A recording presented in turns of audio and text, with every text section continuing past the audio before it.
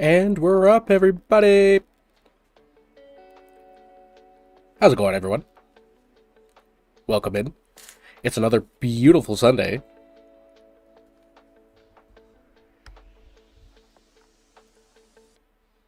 Yes, Durga, I'm a big fat phony.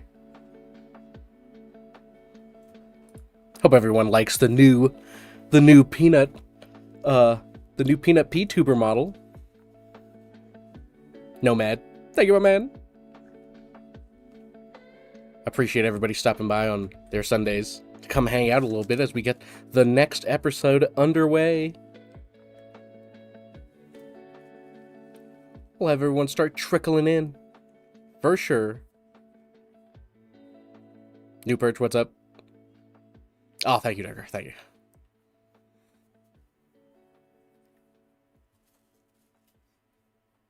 Yes, racing. Yes, I know. I'm a huge liar. Yeah, he talks when I talk. That is the sound. That is the makings and the sound of another P-tuber in the works. Only two of them exist in the world. It's going good, Birch. Not too much activity, but we want to keep things consistent with Sundays. So, trying to kick ourselves into gear and actually sitting down and committing to Sundays to be a good work stream day. Nightcap, what's up, man? The gang's all here. Hope everyone enjoys the new little addition to the stream.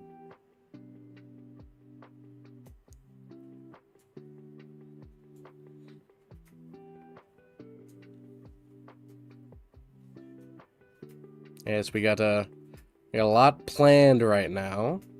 A lot of things in the works. For those who may not be aware, we did actually finish the night episode, but we're holding off just for the moment. And so in the meantime, we get the next episode started. It's gonna be a multi-part episode. We haven't done one of those in a really long time. There was tons of clips to choose from, but you know, we wanted to get a few that we really had in the backlog that I've always wanted to do. How's it going, Kelly? Yeah, Durka, the Knight's Dead episode is done. It is in the queue. Vale, exactly. Surprisingly, you just said Little P, and one of the episodes for this multi-episode is going to be Little P.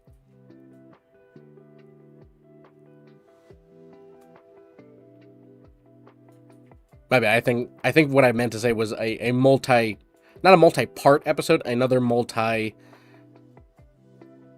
Let's see how another multiple episodes within a inside of an animation, a 1 minute time frame.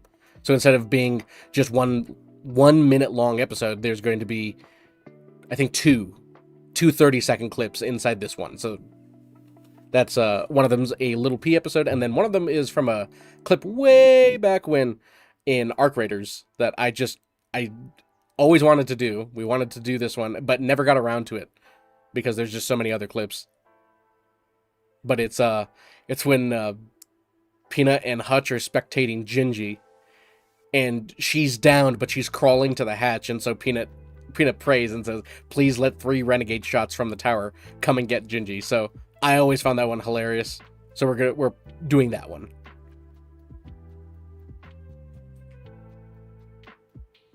Yes, Stream Elements. Thank you, bot.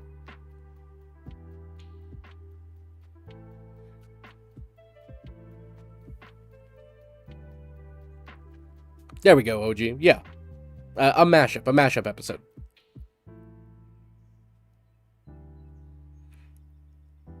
Yeah, just Peanut just hysterically yelling over and over again that what he wished for actually came true. That was a great one.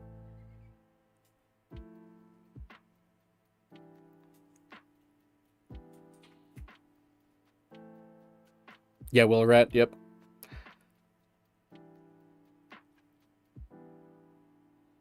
it was a great time to have that episode. So not knowing what to do too much because we were so focused on the Knight's episode or on the Knight's Dead episode, we didn't search for a proper clip. You know, everyone's been submitting great clips and suggestions and everything, but you know, a lot of them do contain like the copyright music, like it's either like a jam session or something else. So we want to try and stay clear of the copyright stuff.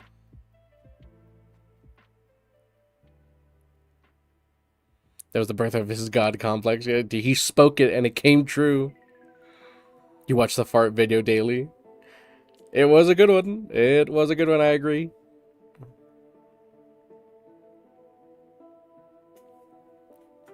I wonder, like, there was the fart prophecy, then Peanut's prayer came true.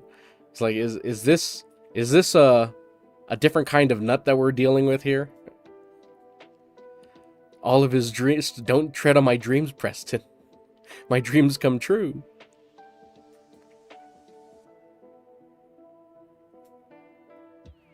Absolutely, Nomad. We try and keep things as interesting as possible. Love to see a mashup when he tells his mods to ban someone. Get him out of here! Get him out of here! Get him out! The targeted ad clip. I think I remember seeing it, but I may need a refresher on it. But no, we have not. The Broccologist. Hilarious name. Love it. I had this idea with bricks and minifigures where they're explaining the co-assignment of the Star Wars Legos, but we see him in the background, Peanut sneaking in behind them, saying goop and other stuff. Clearly not a recreation. That whole Lego thing has been just a wild roller coaster to watch, to hear about. It's like a car crash. I just can't stop looking at it. Ratcliffe, appreciate it, my man. We do this for the community because we ourselves are bungulators. And, you know, it's just another way for us to enjoy Peanut's content. Quacker, welcome back. OG, this is more of my brother and I, we've always been, you know, we've always done artwork as our main job, so it's a lot of self-employment, whether it was commission work or when we did work for a company as their story group. So this is all just fan animations. This is all fan content, and we like doing it. If it's sustainable, that's great. But, you know, you got to put in a lot of time and a lot of effort to make it a full-time thing.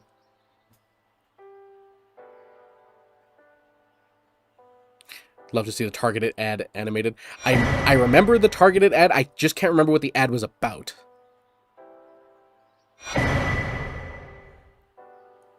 It's been wild. Would be cool to see that if it was Peanut all along. Yep, Peanut was the one who stole the Legos. It was him. I knew it. He just couldn't. Oh, Trolleos. Trolleosis. Hope everyone likes some of the new little alerts and the new Peanut in the corner, just working away on the next cartoon. He's drawn as fast as his tiny little nubs can. Doc Holiday, how's it going, my man? Welcome in. Got a nice chill Sunday vibe going for everyone. Oh, you just found the channel today and binge watched everything? Well, welcome in, my man. We can always use more people. Can always use another Goopa, another Bungulator. About turning to God. Okay, maybe I'm thinking of the wrong ad. I think it was something. I think it was for something else. Oh, wait. Oh, I was thinking about the Hutch one. I think, wasn't it like he saw an ad and then it was like Ozempic for his targeted ad? I think that's what the one I was remembering. I was like, oh, it wasn't that. It was definitely something else. J Bush, great job, brother. Keep killing it. We definitely try, man. We definitely try. How's it going, Chrome?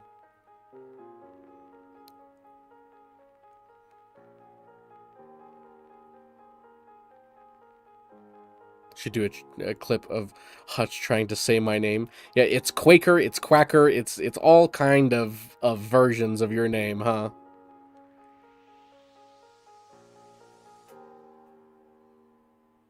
It's like nobody knows the true identity. No one knows how to say it for real.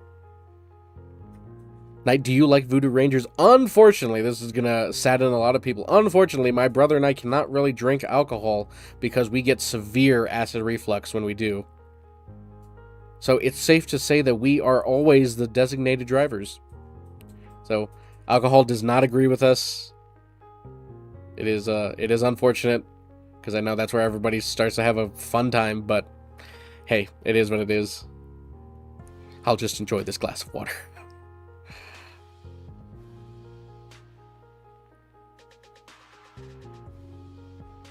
Got one of the leapers down over here just doing the stupid stick bug. The stick bug dance. You're drinking Voodoo Rangers as we speak. How's it going, DW? KW, my bad. Slurred that a little bit. Type shit, exactly.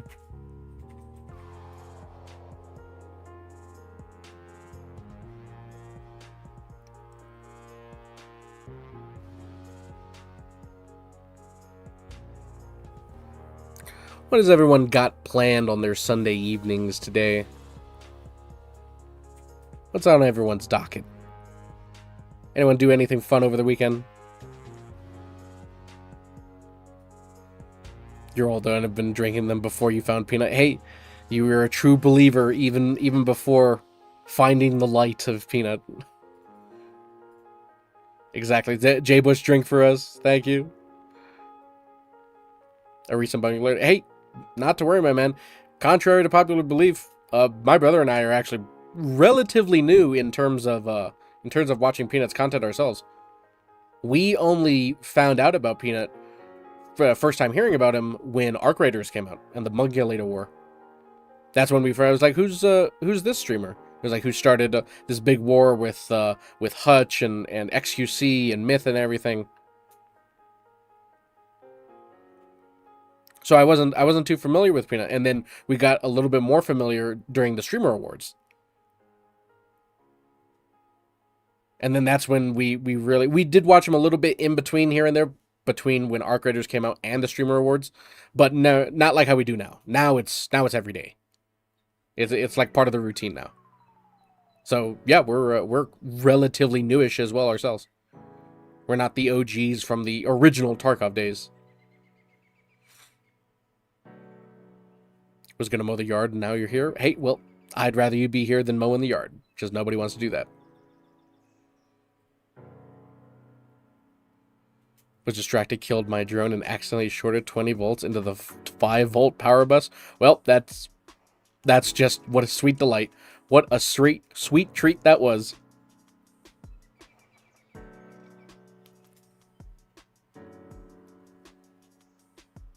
Thank you, Knight, my man. We make this content for all the bungulators who just want another way to watch the same clip again, but in a different way. Nobody asked for it, but hey, it's here now and people enjoy it, so I guess that's what counts. You always watch a day behind, Doc? Good. That way you have the whole stream as well. You know, if there's maybe a part that's a little bit of a lull period, you can skip to the good parts when they start getting in. Oh, and I'm just gonna let my brother know that's actually not a blue river, that is a red river. Whenever he hears this audio, he'll hear it in a minute. You like Courage the Cowardly Dog? Oh, absolutely. Courage the Cowardly Dog is, if nobody's noticed, that's exactly the #1 references we always throw into these episodes is Courage the Cowardly Dog. Whether it be Peanut's tooth with a hole in it, whether it's the slab from King Ramsey's episode. But yeah, we love Courage the Cowardly Dog. Ed and Eddie was another big one that keeps our influence a lot with the over-exaggerated faces. That's probably the second biggest one. Yo, Dominic, how's it going, my man? And Mythic and Brandon, welcome in. think we finally got a good alert set up for that. They are a little behind. I still need to check out why they don't come in instantly, but hey, it works here. Spent your day in bed eating the Father's Day sweet chocolates and cake my kids got from it watching YouTube. Hey, you can't ask for anything better. Oh, how's it going, buddy? Hope you had a great weekend so far. Nicholas, you have gifted us perfection, and I hope it pays the bills. Thank you.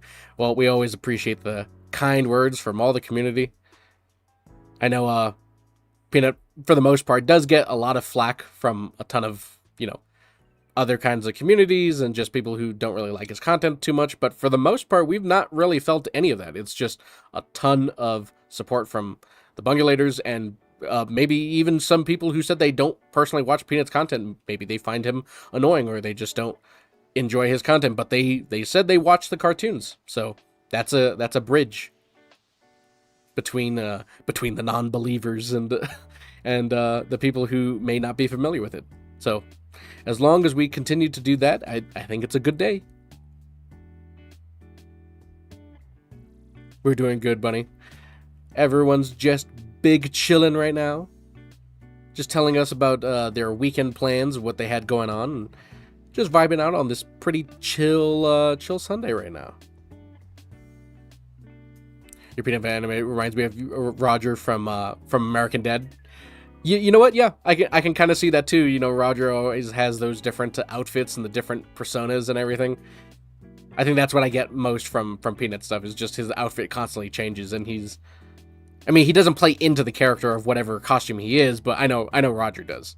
That's like his whole thing. Candy Quinn, how's it going? Oh, you went camping back at... Oh, what a fun time then. The unbungulated. Oh, I like that, Colt. That's a great term. Exactly. You know what? I think I'm gonna start using that. The unbungulated. They must be bungust.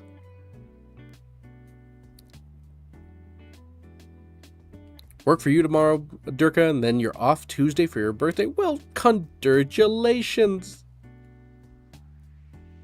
Hopefully it's filled with whimsical things and whimsical dreams, or however the quote goes. I actually forget that one.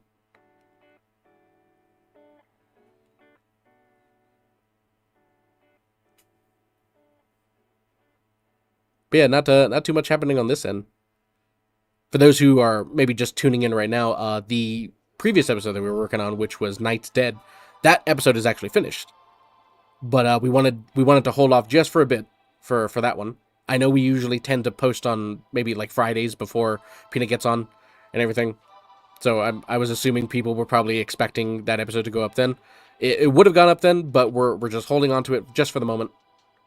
And in the meantime, we're working on the next one, which is going to be a mashup episode. We've only done one other mashup episode. Magical and whimsical. There we go. Okay.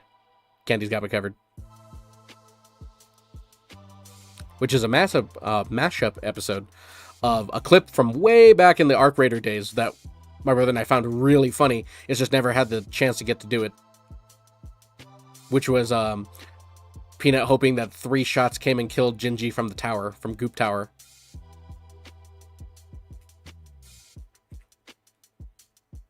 What makes a good candidate for converting to animation?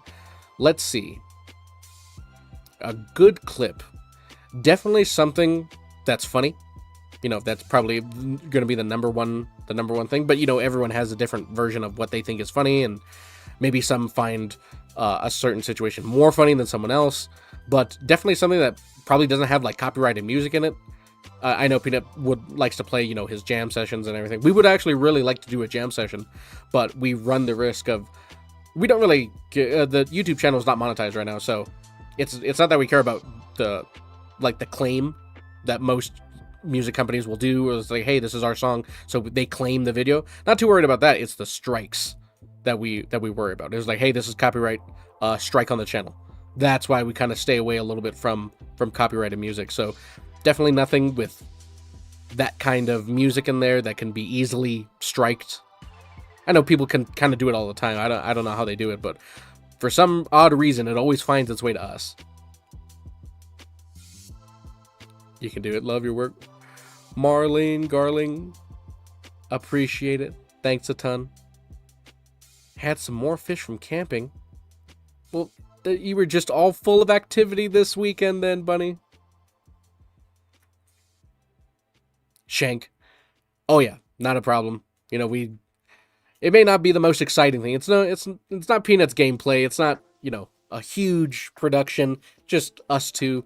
My brother's working as I get to interact with chat and everything. But hopefully it's interesting enough for people to actually sit by and check it out and get a better idea of what goes behind all and what goes into these episodes.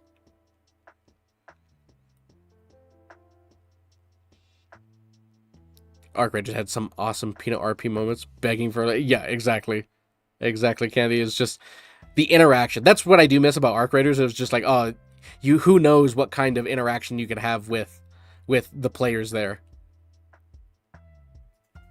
But there's tons of stream snipers, and the cheating problem is also very big as well. And as a big streamer like that, you can't just blatantly say, oh, that guy's cheating, that guy's saying. You have a more of a responsibility than just normal players to be like, I have to hold my tongue on this, even though it feels very suspicious. So, unless it's, purposefully, it was like, oh, that guy got 3 headshots in a row from half the map away, that guy's definitely cheating. So, those I know, Hutch and Peanut and anyone who he's playing with is, they'll know immediately of like, okay, that's a hacker. Go ahead and call that one out immediately. Dankanath, what software are you using to make these animations with? It's an old program called Adobe Flash CS6. It's unsupported, discontinued. It's just we have an older version of it that we like using, and so we're so used to it that we haven't moved to anything new. So it's just this old version my brother and I are doing. Oh, thank you, Mega Man. Your animations make my day. Well, I sure hope they do, because that's the whole point. For everyone to just get a good laugh, even if it's only a minute, if it's only 20 seconds or so. I feel like any game with Proxy is perfect for a guy like... Oh yeah, Stump, you're absolutely right. You could have so much interaction, so much content, from just being able to speak to your opponent. Just like Tarkov. It's like Tarkov, it's very, very serious, but not too much open micing around, but when you do, you could get those nice interactions. You used to do the graffiti, but you stopped years ago. Well, what better way than just to try it again? You never know if you might like it again and pick it up and take it more serious than maybe if you did back then. Because even though my brother and I make these animations, we've actually been out of animation for like 8 years. We did animation a while ago, but we stopped for a really long time.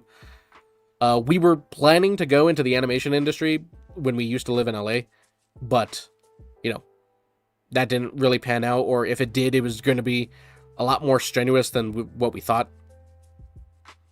So it was just not conducive with our schedule and life plans and everything, even though that's what we always wanted to do.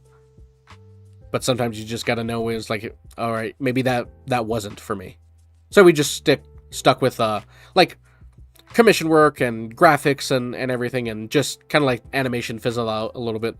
And then watching Peanut actually brought the idea back of, it was like, hey, this content's actually really funny. I wonder if anyone does any animated stuff with it. We realized that really nobody did. So we took it upon ourselves to say, you know what?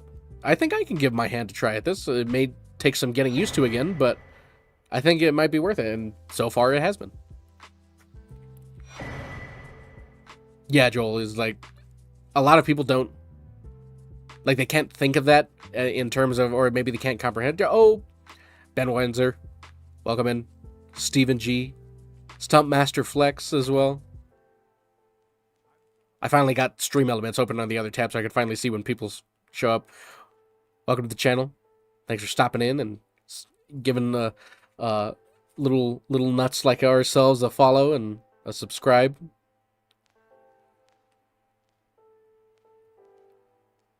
My mom says she loves your shorts. I just showed her the Hutch looking for his burger. She's now into... Oh, that's perfect. You're spreading the good word. Spreading the good word, bunny. Out here. Sharing with everyone you can. I know my older brother really, really likes these cartoons. I actually think he found Peanut even before we did. And he told us about it. And yeah, he's like our number one fan for when it comes to the shorts. He's the one that we show all the episodes first to. Ever played The Isle? Not myself, Mischief. But watched Peanut play it. Any game that he plays with the group and the team and everyone always feels like, you know what? I may not have been interested, but maybe now I'm interested. Like Tarkov. I always wanted to play Tarkov. But back with my old PC and everything, I couldn't even handle like 20 frames to get on Tarkov. So that I just wasted $60 buying one of the editions. So always wanted to play it, couldn't, and I would want to now, but I feel like if I get too addicted to it, it's going to take away from making episodes and everything, and I don't want to do that. So I would rather just enjoy watching Peanut play it and the groups play it, rather than play it myself. You guys are definitely talented. I love the animation videos. Seeing Peanut as a cartoon is something I did not know I needed in my life. Exactly, Stump. It's like, I didn't know I need this until I saw it, and now I need more of it. Oh, yeah, Perch, exactly. Like the stream if you haven't. It helps greatly. Tall Texan, thank you, my man. Oh, and Austin, welcome. Thanks for the subscription, my man. But yeah, it's a great time to, you know, it's not the longest of times that we stream. It's probably around anywhere from 2.5 to 3.5 hours that we like to stream on Sundays, because, you know, the big nut is taking his rest day. So we just thought, you know what, maybe we can start streaming on Sundays and give a little behind the scenes for how we do some of these animations. See if anyone's interested in watching that. You should have your older brother as a guest on the show sometime. Hey, you know what, that could be an idea. Sometimes it is, you know, because my brother and I, we're not streamers. We've always been illustrators and animators, so trying to figure out of things to talk about is a little difficult. That's why sometimes I either repeat myself or I go silent for maybe a moment because I'm just thinking of other things to talk about. But maybe having my older brother on here can help with that.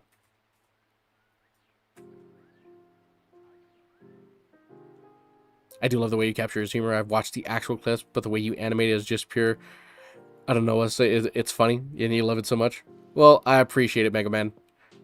I think the cartoons do something to everyone's like version of Peanut. It's just like, that's how they think it goes in their head. It's just like, but there's no way to actually you can only visualize it in your mind. You can't actually see it, but the cartoons are like the visual in your head brought to the screen, if that makes sense. I think that's why people find it so funny. It was like, oh, of course I can imagine him doing that, or the faces he actually makes. Granted, you have the stream and you have everyone's reaction, but, you know, it's still gameplay. It's still gameplay of them. They're sitting at their desks playing games. It's hilarious and it's great. But now you get the over-the-top version, the ones that we all picture in our head. I think you could farm a lot of content just saying, yeah, good idea. You never know. Oh, I think I'm starting to realize, oh, I don't know why my chat didn't update. I was a little behind. Let me try and rapid fire some of this stuff. Peter could make watching paint dry look fun. I can already imagine the quips for, it's like, so that's it? Is that all we're doing? And then him and his faces, and yeah, it's like, you can already imagine what would happen. What I'm saying is base, though. That's great. That's great. People don't find it that boring yet. Mega Man, I've only done graffiti. Not truly. I did kind of like my own version of graffiti when I had to do some illustrations for my previous job. But it was only a few times, so nothing too professional. Definitely not what graffiti is supposed to look like. It was kind of like my own version of it, and, you know, I guess that's the whole point of graffiti. But yeah, I've seen some tag artists and everything, and those guys are pro. Jay Bush, we're in California. We are over here.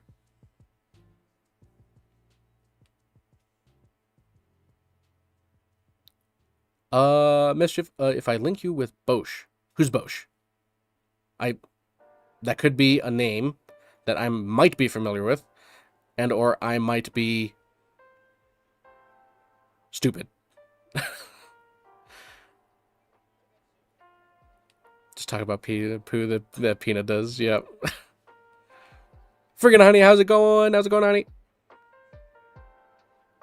Oh, okay. I guess my brother finally got to the part about tagging and graffiti. He's doing a quick mock of what that would look like. I know it's very rough. Do you have the main character like Peanut, Hutch, Gingy already drawn out and you just copy and paste, maybe change outfits, or do you draw them every time? You would think, Essentials, that we would be smart enough to, make like a template for them. And that's exactly what this program is meant to do. It's like, it's called symbol animation. It's like where you can not use it for everything, but you can like drag and drop a number of templates, however many templates that you make. Usually the animators that use this program back in the day, they did full character turnaround. So it's like every angle of it, and then they just drag and drop stuff and then animated with that model. So that's what you're supposed to do with this program. But we're not really that skilled with that version of doing it. So we kind of just do it our own way we just draw every new character every time. Maybe we can incorporate some kind of elements of that.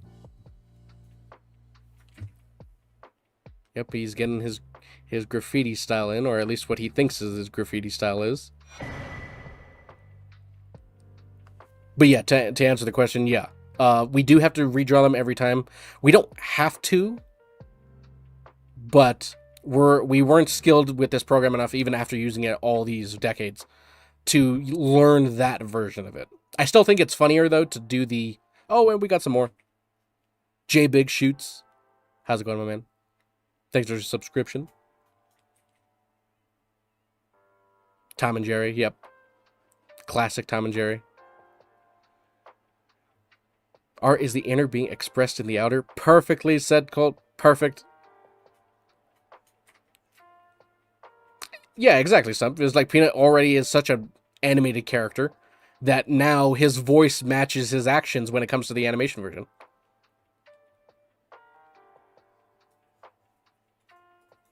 I feel like just reading chat could be like 70% of your comedy gold. Like a lot of Peanut's comedy is riffing off chat, which I love. Exactly. When, someone types Russian and, hey, no Russian in the chat. When somebody calls out Peanut for something stupid and he's interacting with whoever said it and everything, that's always fun. Lobo, are you a fan of Courage? Absolutely. Courage was my brother and I's favorite show growing up. One of our favorites. Classic Cartoon Network days. Codename Kids Next Door, Dexter's Lab, Courage the Cowardly Dog, Ed and Eddie, Invader Zim. I know that was on Nick, but it all, and of course SpongeBob as well. The good classics of the 90s era. Oh, Dr. Dre Light, a fellow animator here. Oh, perfect, man. The more creative people, the better.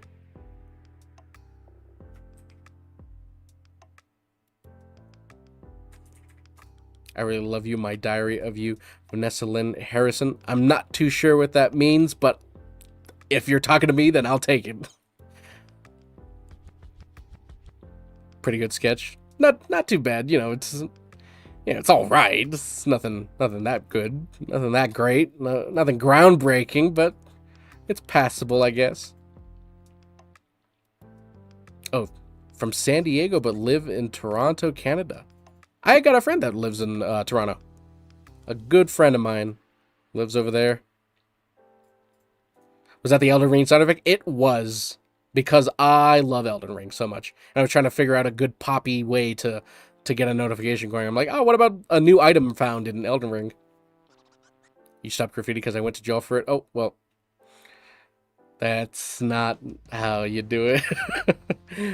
Who knows? Maybe if taking it up on like a newer art form, a refined version that doesn't involve tagging on buildings and stuff like that. But for yourself and for on canvas pieces, I think that could be a great way of still expressing your artistic side with graffiti.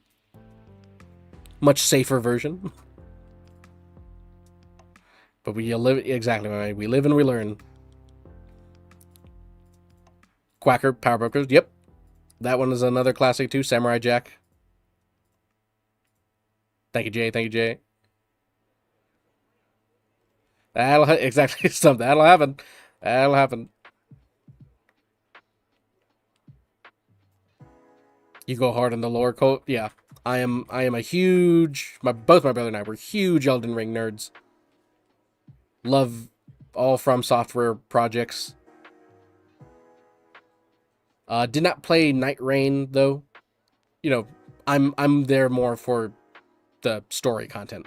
I know Night Rain has, some story content as well, but the actual single player stuff, I'm like, this is great, just not my cup of tea for a From Software title. But I do, for some reason though, Peanut has this effect on many, many people. I wanted to go play Night Rain after seeing Peanut play Night Rain.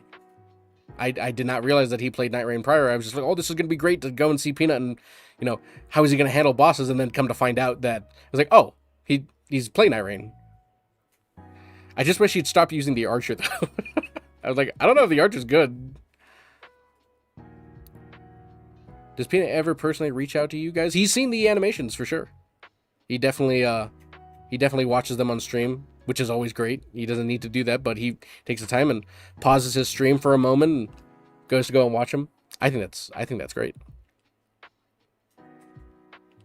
We learned a bit of Flash when it was new back in the day. It was like trying to learn everything in Photoshop. I mean, at least studied 3D animation, but got the fundamental 2D animation. Also, oh well, that's a great combo to learn a little bit of 2D and 3D as well. I think it could really work because a lot of animation today uses 3D in their pipeline for backgrounds and movement, and maybe if a shot's too complicated to have drawn or it'll take too much time, they use 3D. I wish I could get into the Souls games. It's definitely not for everyone. There's a lot of people who either don't like the difficulty. Oh, excuse me. Don't like the difficulty of the Souls games, or maybe they just don't like the combat, or various other things. But I personally think that Elden Ring is my favorite game of all time. I can always tell a game is really good when I can play 5 or 6 hours of it, stop for 30 minutes, and I was like, man, I really want to go play another 5 or 6 hours. And that's happened exactly with both Elden Ring and the DLC. So, that's my personal take on Elden Ring. I love it. I think it's one of the greatest games ever made.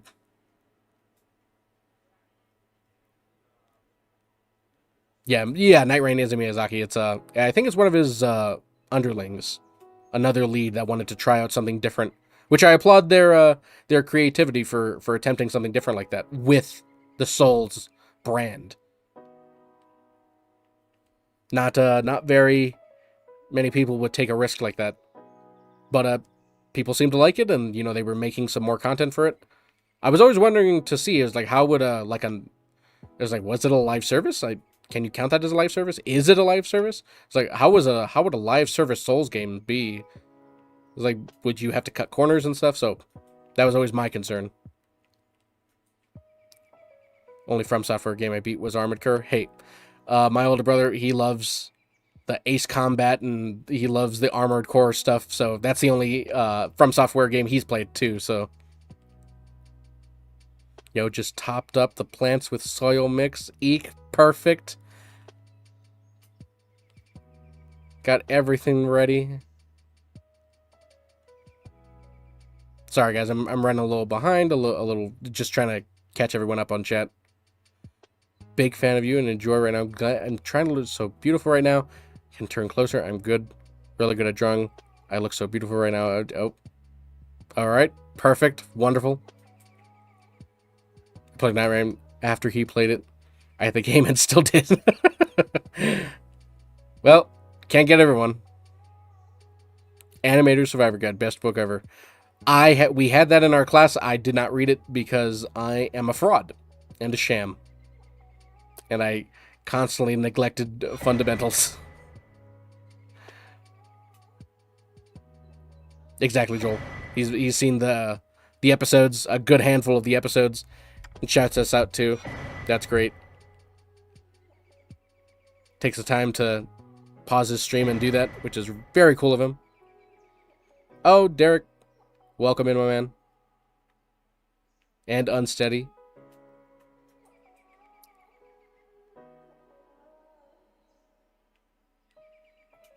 Don't Easy Resed. How's it going, man? Welcome in. And D-Force. Got those 4 in. Appreciate you guys stopping by. For me, it's the ambiguity of the objective that frustrates me the most. Yeah, the FromSoft games can be tedious like that. It's definitely not for everyone. I know a good buddy of mine, he refuses to play Dark Souls because he does not, or any FromSoft game because he just does not like how the combat is. He thinks it's clunky and everything, which is fine. You could have a wrong opinion, but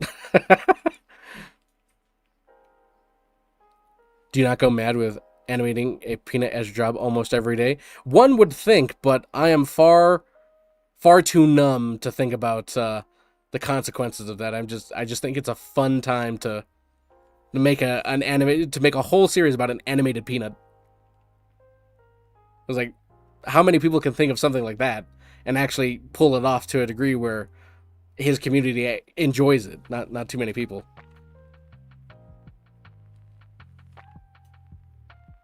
Oh, easily Elden Ring is easily top tier gaming. Absolutely, Colt. There's tons of other great games as well. Like I'm also a very, very big fan of the game No Rest for the Wicked. I got the same feeling when I was playing. It's kind of like the top-down version of Dark Souls. I cannot wait for their full release to come in, I believe, in October. So I played it once, a 50-hour playthrough. I'm like, I love this game. And I did not know that the game wasn't completed then. So I'm like, okay, I'm going to wait for the game to finish.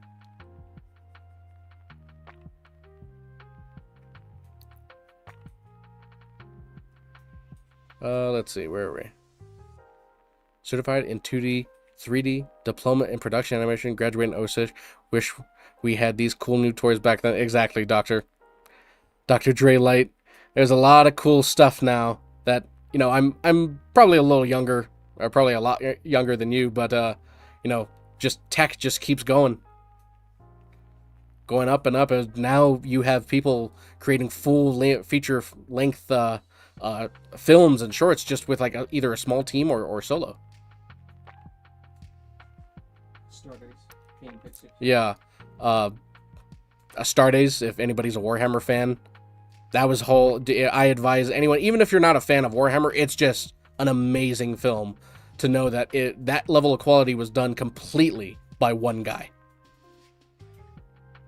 And he worked so well with that IP that the actual company hired him to create more stuff for them, which he has been doing. But that is my number one recommend. I think it's probably the best fan content ever created was Astartes from the Warhammer 40k universe. Sekiro was great. Absolutely. My brother just finished beating it himself not too long ago. You seen gameplay of that? Looks cool. Absolutely.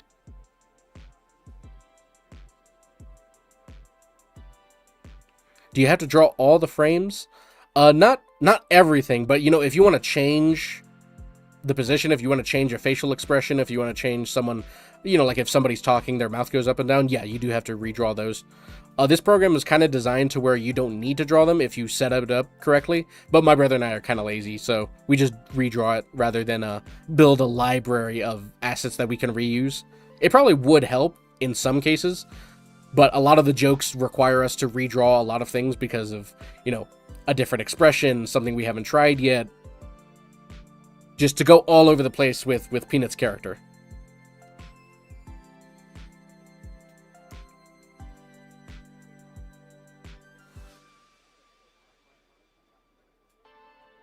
I literally turned off a Warhammer lore video to come watch. Hey, I'll take that because that is hard to do. I am sometimes deep into watching a video or something, and then I see Peanut go live, and I'm like, oh, but I'm in the middle of this video.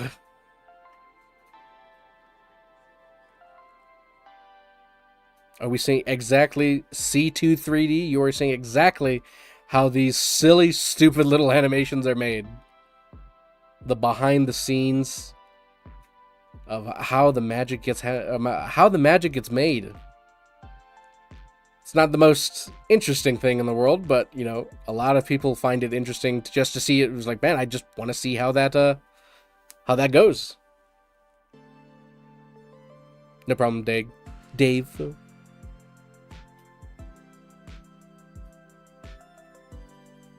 Peanut has officially taken over your life every single day as a peanut. That'll happen. if you watch a man who's determined to let the world know that he's a peanut too long, you'll start to believe and see peanuts everywhere. Bro, that is literally me all the time. It's like, oh, I have to choose. I'm in the middle of my my educational Lorehammer references, and Peanut just started streaming. Like, what am I gonna do? What am I gonna do? Thank you, Roland. Appreciate you guys all stopping by. Does this man pay you? No, my brother and I were actually kind of like independent animators. We're just fans making this content because we like doing it. Nothing official. Like, we're not part of Peanut Productions, which is the team that he has. I know Peanut already has a pretty solid team himself. But yeah, these are just fun animations that my brother and I like making because everyone seems to like them, so we keep making them. Do we use a mouse or some kind of digital pen? We use the digital pen. If you see the little peanut in the corner drawing right there, that's what we're using. It's kind of like a digital pad that uses a stylus pen, so it's like you're drawing on paper, but it's digital. Yet, there we go. De Vega. Yet, that's the big thing. Respect the grind? Absolutely. It's a lot of work. It's not meant for... If everyone could do this, everyone would. But, you know, animation takes a lot of time. A lot of the times is underappreciated. But, you know, we're lucky enough that everyone in the Bungulators really took to these animations. You're a peanut. Everyone's a little nut these days. Just trying to figure out the timelines, what's happening, where with factions. Yeah, it's also ridiculous. Yeah, there's a ton of Warhammer lore that even I don't know. My brother and I, we're relatively new to the hobby as well. We like painting the models. If you guys join the Discord, actually there's we post a lot of our miniatures that we paint inside there as well. And, you know, we hang out in the Discord and talk with everyone as well. But, yeah, we post our stuff there, too. What pad do you both use? My brother is using something called a Huion. It's kind of, not an off-brand, but a different kind of brand. There's one brand that's, like, everyone uses for the most part when it comes to studios and everything. It's called Wacom Cintiq. That's what a lot of people use. I have a Wacom, but not the digital screen one. I have the older version where you look at your monitor and your hand is drawing. So it's kind of like you're drawing forward. You're not looking down at the paper.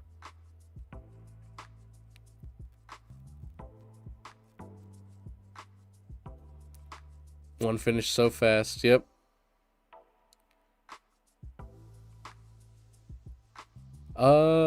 David, how did you get the Tarkovs? I'm not sure what you mean. Oh, you mean like the Tarkov episode? I think it's because there's two of us. If it was one of us, it'd take twice as long to make those. Oh yeah, my brother's probably illustrating what happened, what I use to draw. There we go. Yeah, that's how I do. It's a little drawing pad that you use. You stare at the screen, but your hand is drawing on the tablet, and so it's kind of like a mix of paper and digital as well.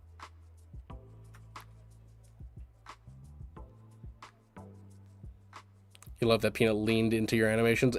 Absolutely. Peanut accepting these is kind of like giving more validity to the lore of this animated Peanut and everything. It makes it feel kind of official that he likes these so much.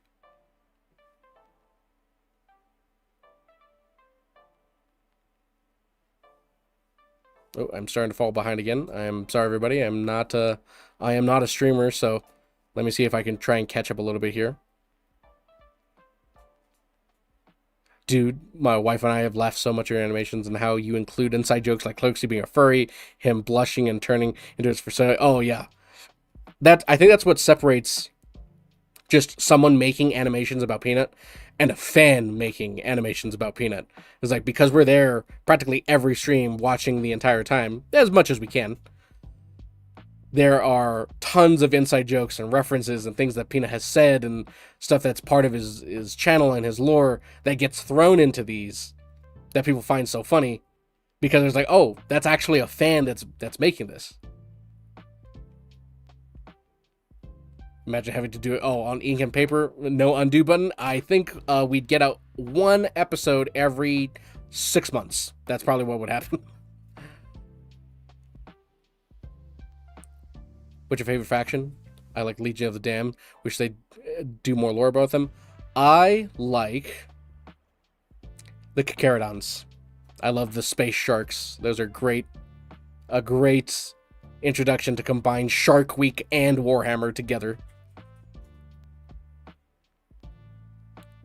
Delirious, you've awoken something in my mind. My sleeper agent mind has awoken, and we used webcam tablets in high school like 10 years ago. Exactly. I have released toxins in your mind that regurgitated old memories to a simpler time back in high school, because that's exactly what we used, and we still use it even today. Yeah, it's hard to get used to those staring tablet where you have to watch the monitor and draw with your hand. It's just I'm so used to it now that it's almost second nature for me. I don't even realize it anymore. You got to stream a Mecha Chameleon match. That would be fun. That would be a fun time to do. Is just like actually have artists inside there, that can try and blend as much as you can, and just see how it goes.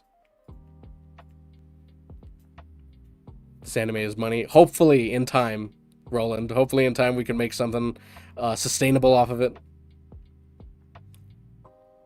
He's got to be a menace in that game. I agree.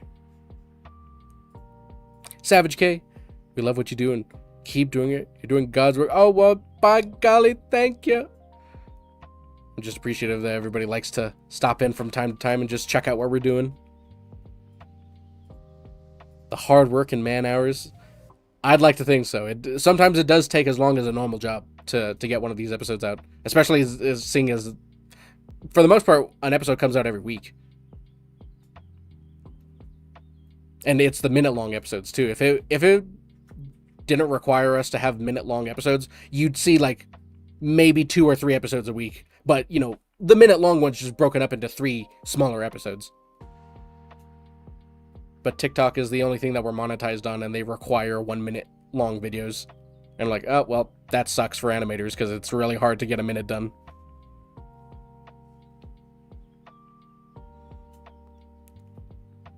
Yeah, Tybros, exactly. The man knows ball. Man knows ball, Joel, you know it.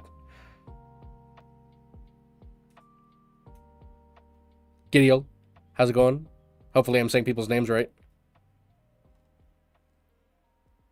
Working on the same episode as last week? Not exactly. We actually finished the Knight's Dead episode. We postponed it a little bit to save it.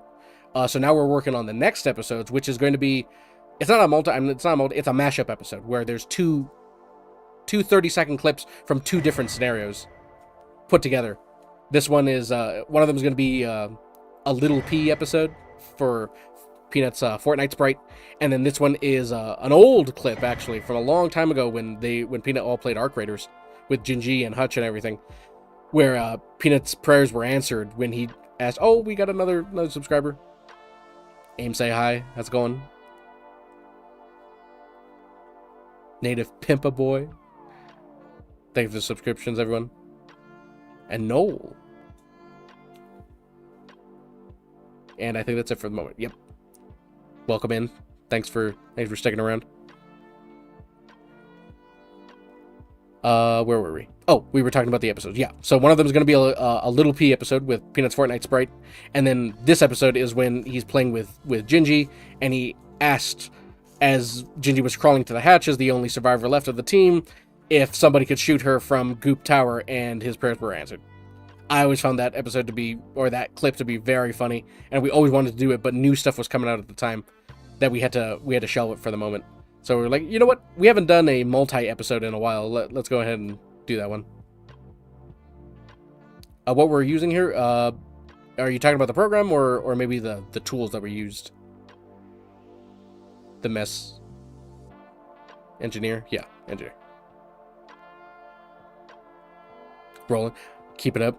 Is there a new one on Mecha Chameleon where Peanut called? I don't think anything new for Mecha Chameleon.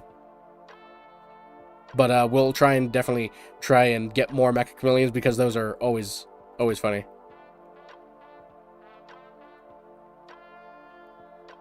Get around, keep up the good work. Oh, well, thanks again, Dr. Lay, for stopping in. You're probably gone by now, but appreciate it. Oh, don't worry, my man. We're getting the super chats and stuff up, hopefully in time. We're not expecting anybody to do it, but, a lot of people have asked about, it's like, how come you don't have any things yet? I'd love to show support, which is always very much appreciated for everybody. Nobody needs to do that because we make these episodes for free for you guys. But if people do want to show support, maybe in time we'll get that set up. YouTube actually has a pretty significant criteria for that to be established, so hopefully with these streams and being a regular thing, we can get that set up even faster in the future.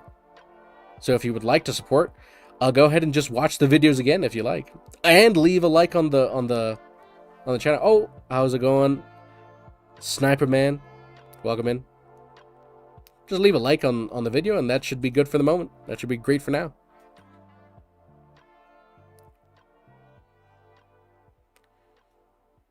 You know what? Yeah, you're right. You're right. You're right, Guild. That there should be two peanuts. One of us working and the other one talking. For another P-tuber, yep. Just thought it would be fun to have something a little bit more interactive on screen.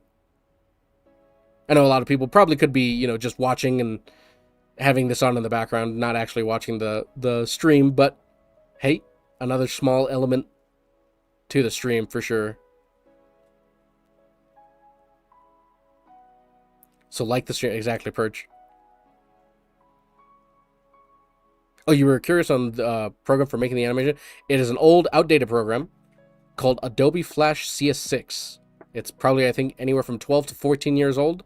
I would not recommend it for anyone interested in animation. I would move to something free or probably way more updated than this one. How's it going, Kiyoshi? Face reveal win. You see my face on screen right there. See, I got a face reveal already. He's right there, right in the corner. Let me just take a quick sip real quick.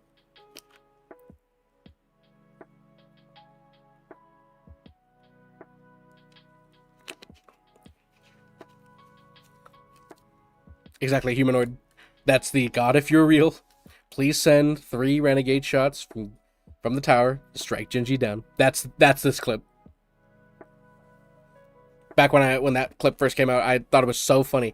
I don't think we started the stream or the channel back then, but I always told myself, hey, if we ever animated Peanut, we would animate that episode. And so I had it in the queue for a long time, and now we just finally got around to doing it. Derp, this is genuinely cool. Well, thank you, my man. I'm glad people are enjoying their stay.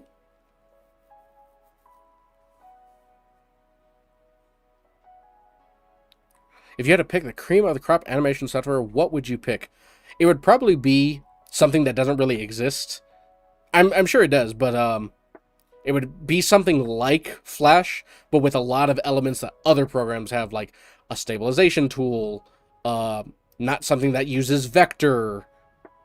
Like, because I want to do, like, bitmap drawings and animation rather than the vector. The vector is so, it's like drawing with pen compared to a pencil, which I do know has its perks for drawing in vector because you could scale stuff up to whatever size you need and it loses no quality.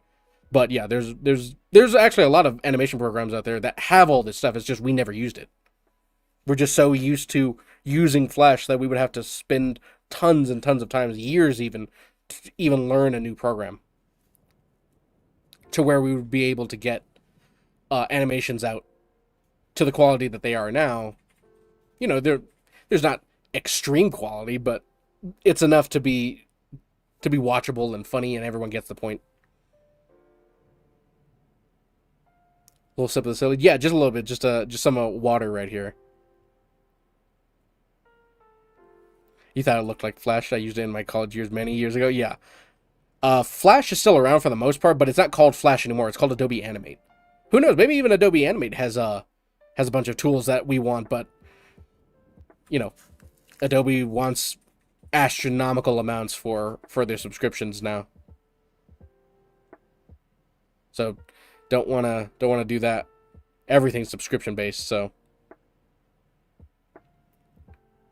I don't know if I missed it, but what were you doing before Peanut's video? My brother and I, we were illustrators for a story group. So kind of like if they were telling the story of you know, they had their own characters and their own world and everything. So we built the world out with illustrations and promotional material. That's what my brother and I did for I think the past 3 years or so. Roughly around 3 years. That's what we did. And then prior to that, my brother and I did, like, for 7 to 10 years, we did just personal commission illustration work for Twitch streamers, you know, making emojis and emotes and graphics for streamers, all on Twitch and stuff. So that's a lot of our history when it comes to the previous works that we did. High class, no way. This is going to be absolute gold. I agree. I've always wanted to do this episode high class, and now, you know, finally had the opportunity to do it. Do you have any plans for creating another animation series besides Peanut? It's always in the air. There's always the thought of like, okay, you know, maybe this continues on for a year, maybe a few years, and then you just start saying, okay, what if I want to make something? It does take a lot of effort to get something new and brand new off the ground, but the idea is always there. So if you know, if things change in the future, I think for the foreseeable future we're going to be doing these Peanut animations because, you know, we really enjoy Peanut's content. All the Bungulators really enjoy watching these cartoons as well. So for now we're going to stick with this, but the idea is always there to make our own stuff in the future. Which I'm very sure we can, but, you know, it's just going to going to rely on yourself and your ability to storytell and to have a good idea and a good premise for something that people would want to see.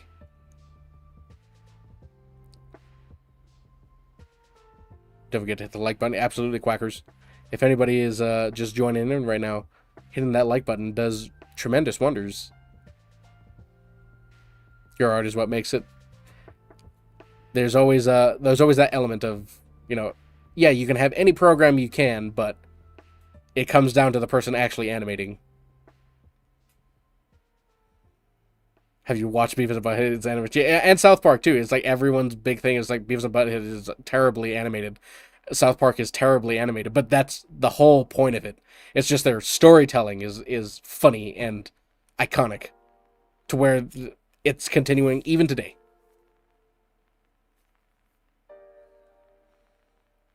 '90s vibes, yep. Jay, that's exactly what it is. A lot of '90s influence. Wasabi, how's it going, my man? Welcome in.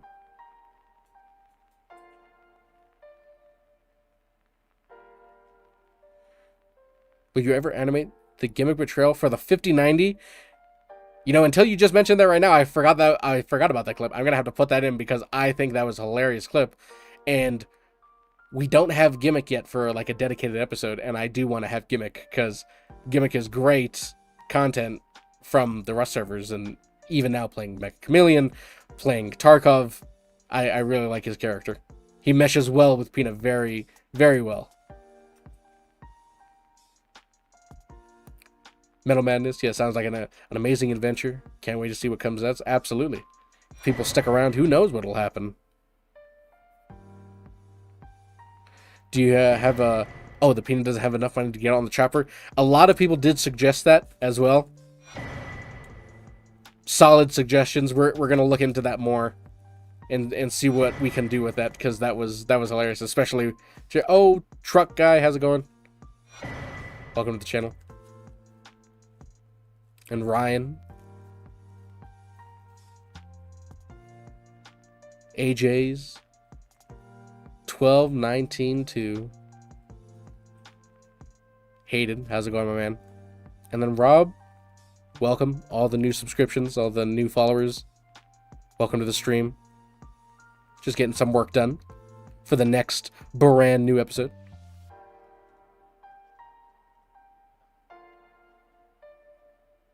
Oh, yeah, Bunny, always watching. I saw you guys got that. I'm a little behind, so you caught that early.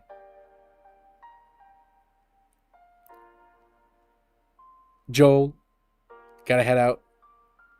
Appreciate it. Appreciate you stopping by. Always going to be jealous haters. Absolutely.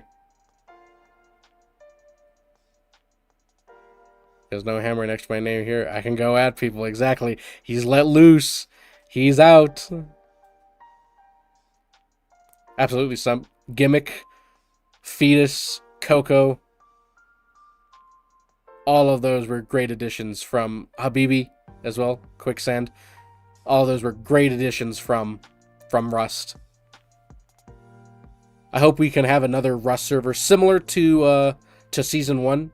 I know Season 2 got a little bit more intense in terms of, PvPing and everything.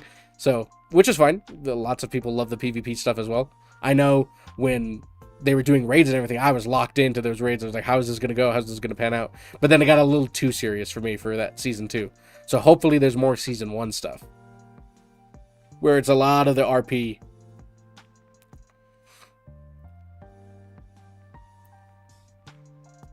Oh yeah, cat trips. That was the thinking behind it. I was like, well, Peanut doesn't stream on Sundays. It's the Lord's Day. He's taking the day off. That's what he said. Might as well. And we're not streamers. We just like sharing the small process and getting some milestones taken care of. So I think it'd be a great. Oh,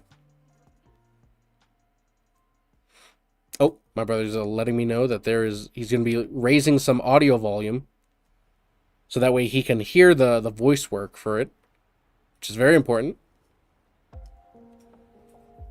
So if it gets in the way a little bit, just know it's only for the moment. But yeah, cat trips. That was the thing behind it. I was like, okay, well, let's try and capitalize. And if people want to see a Peanut on a Sunday, then maybe we can fill that shoe as Peanut's resting for the day. Have you thought about the newest one where Peanut catches Gingy opening Pokemon, says she was poo, and then calls her a liar? Okay, that's another good one. I gotta write that one down because that was great too. Always catching Gingy. It's like he knows now, especially when he does the forward stare. When he knows that people are starting to talk about Pokemon and everything.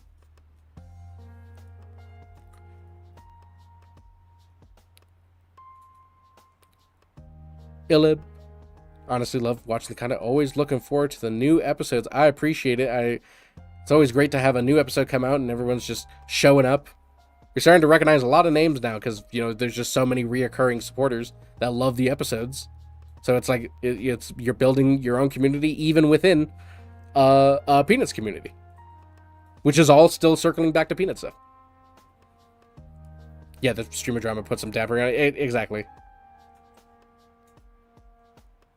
There was a lot going on there that, didn't care too much for, because then people just start getting hostile with each other. So hopefully we got more of Season 1 stuff and not Season 2.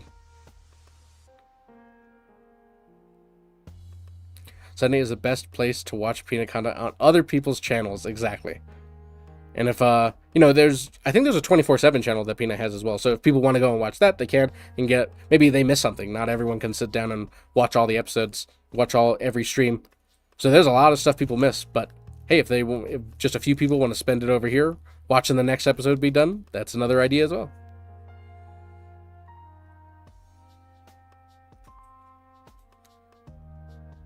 Wait, are you and your brother working on this at the same time? Not currently. When we stream like this, he works because he works better in this program than I do, and then I'm on the microphone. But when we're not doing that, we're both working at the same time. That's why episodes can get out probably relatively around once a week or so. He's not really resting. He's playing off stream for 14 hours. Exactly. There we go. We caught the man in 4K. Exactly, Eek. The Sunday streams. You know, we're not skilled streamers. I wouldn't even call myself a streamer. Oh, Pablo. How's it going, man? Thanks for the follows, everyone. Didochi. And Cryptic as well. Welcome in. But yeah, having the move to stream on Sundays, to, you know, get the Peanut crew just a little bit of something if they want to watch another kind of Peanut, the second Peanut. Work on the next episode. That's always an idea as well. That was the reason behind that one. Will you do an episode with Wellen? I think there was one. I think that did have Wellen. Was Wellen the one where he was when they were playing on the Rust server? Was he the one that put like high quality materials on the outside of the base? Was that Wellen? I'm starting to think that could have been a Wellen episode. How's it going, Matt? Your artwork is amazing. Oh, by golly, thank you. Catch-ups, I agree. Bungalair is always showing up. Ice cream or cake? Big decision, chat. Let's take a vote. Can I start a vote? Oh, I can. Start a poll. All right. Let's ask. Let me ask real quick.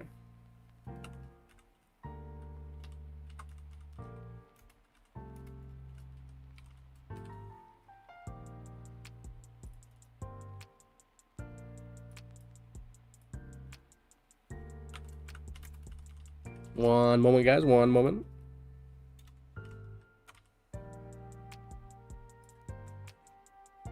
All right, let's put that up. See what people think about that.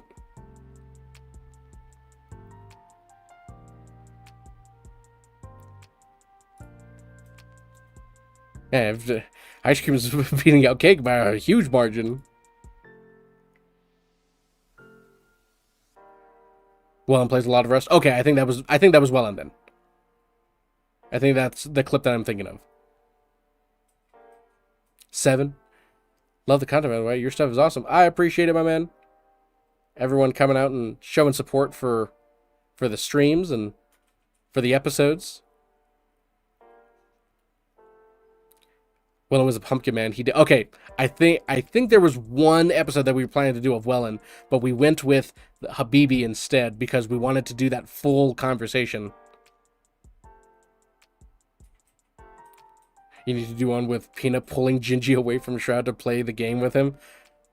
Oh, I don't think I recall that one. People will have to link it. Ice cream's the goat. That's what Kosh said.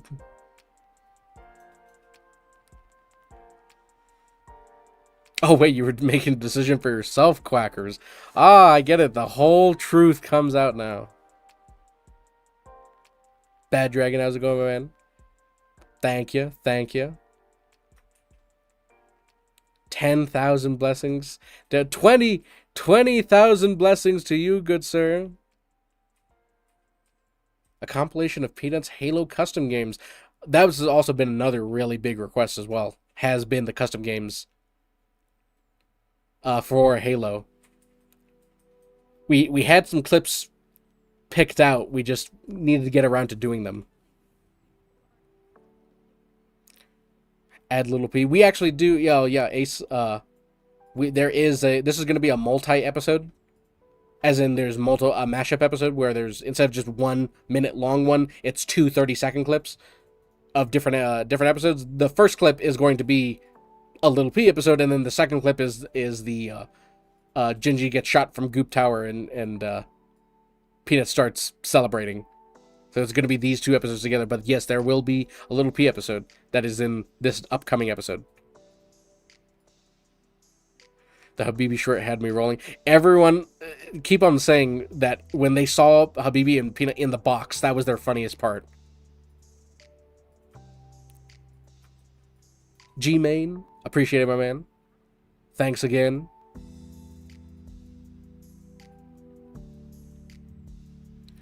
Quack is taking advantage of us. Everybody get him. Get him out. He's taking advantage.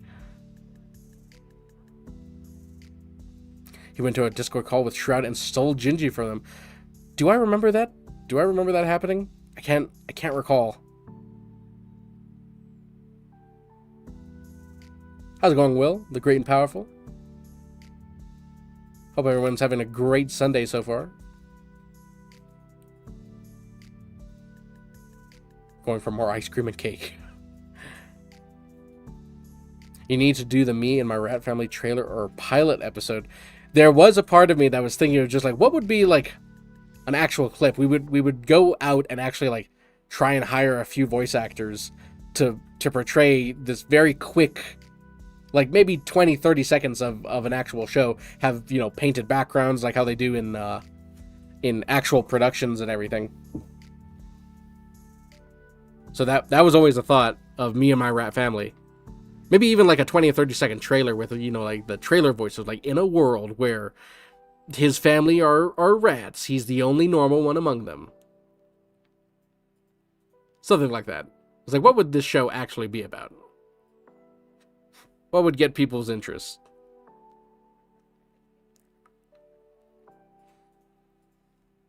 Oh, it happened last night, Ace. Oh, okay. We were my brother and I were gone all last night, so we didn't catch Peanut's stream last night. I guess that's why I saw the clip of Shroud today when he was just saying, it was like, I watch Peanut every day now. I was like, well, as soon as I'm done with stream, I leave Peanut on at every TV and screen in my house.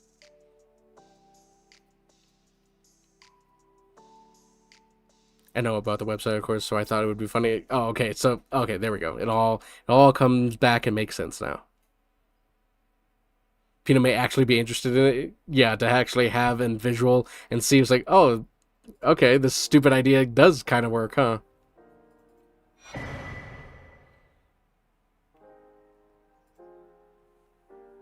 It's me and my rat family.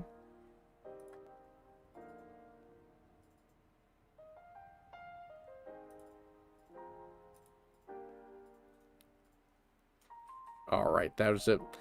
Danio, welcome in. Seems you guys wanted ice cream for sure for this one.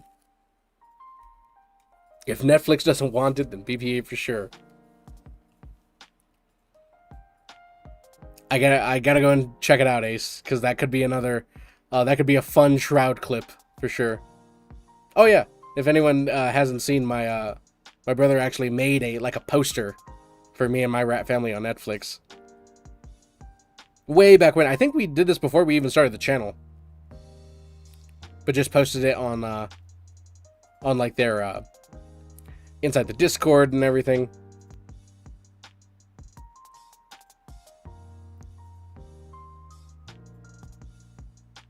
So yeah, there's that with him. His version of an... I know Peanut's never specifically said it's an animated show, but, you know, our version of it would be an animated show because, you know, how can you get a crazy premise like that actually done if it's not animated? So that's where our mind went immediately. Exactly, Perch. Netflix. You find it fascinating that your brother uses a pad with this program. It totally looks like he's just really good with a mouse. A lot of people would think, you know, at first, hey, if you're doing something on a computer, it's with a mouse. But the grand majority of anyone who does artwork uses a drawing tablet. Now, don't get me wrong, there are some insane psychopaths out there that create like work that is 10 times better than my brother and I's, even our illustration work, and they're using a mouse. And I don't know what nutrients they sucked from the earth to get that, but that is amazing to see. They are freaks of nature in the creative field to be able to make something so good with a mouse.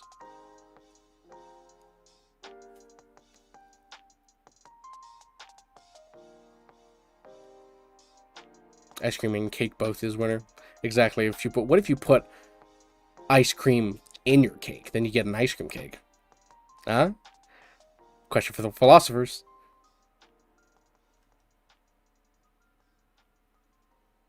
Do you need to get all the streamers' approval to use their likeness?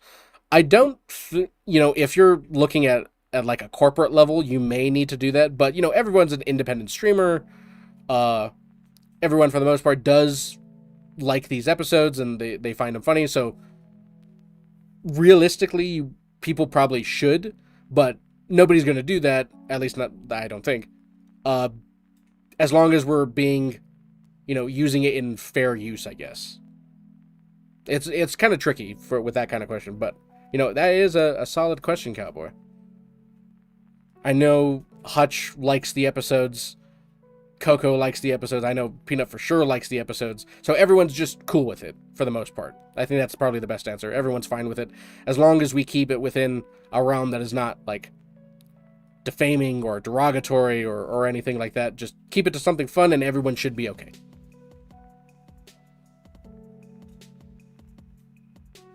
It's an animated show. It's canon.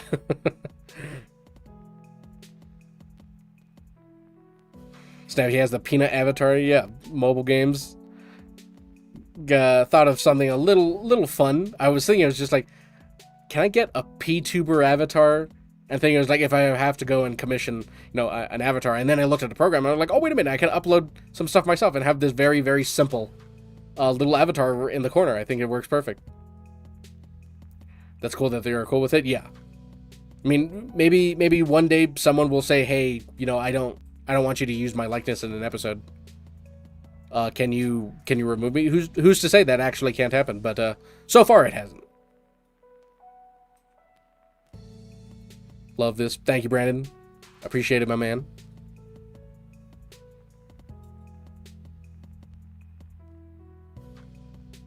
See, now you're messing with Utopia. Cake and ice cream, the GOAT, together. There's nothing that gets diabetes faster than both cake and ice cream. Solid, yeah. The little new Peanut avatar.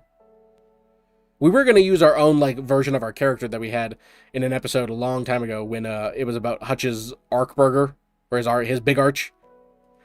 We had a little character of ourselves there, but I felt like it was funnier if we used the animated Peanut for the moment. Make Hutch's hands bigger. People say that it's reversed. I was like, that Hutch has tiny hands. Or was I thinking of someone else? Oh, I think so. That people were saying make Gingy's feet smaller because she has tiny feet. I think that's what I'm getting confused with. See, yeah, buddy. See, there we go. I knew it was Hutch has tiny hands though.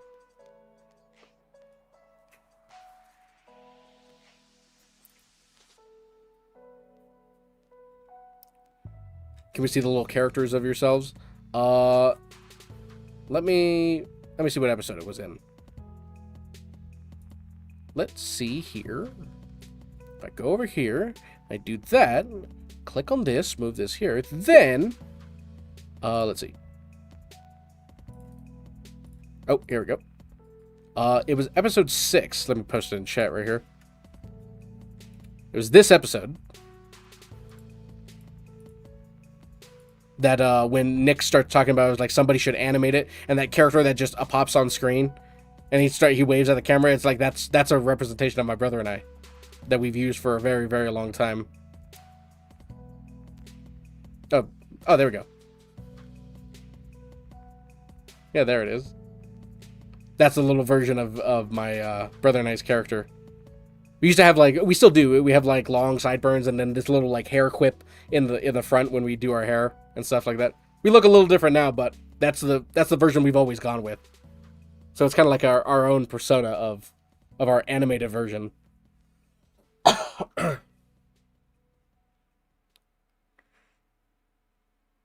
Here's a picture. How small were his hands really? It was like, well, maybe that's why he's not a pitcher anymore.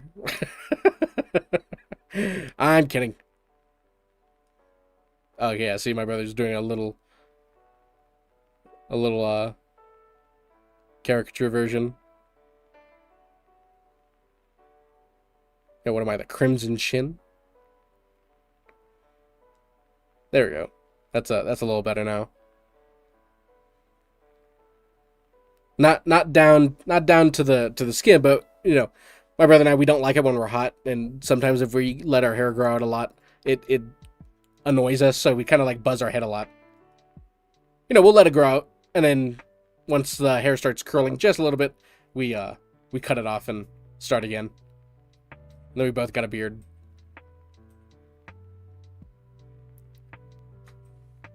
So that's what we look like now, but we always use that other version of it as kind of like our as our avatar anytime when we're like drawing ourselves. It's how we used to look back, you know, like when we were in high school and college and everything. That's how our style used to be for decades. And then we changed it up a little bit as we got older. So we always still think of that as ourselves. So instead of doing that version, we decided, hey, you know what? I think it would be more fun if we did the Peanut version. Even though we're not Peanut, we just animate Peanut. But I thought it would be funny.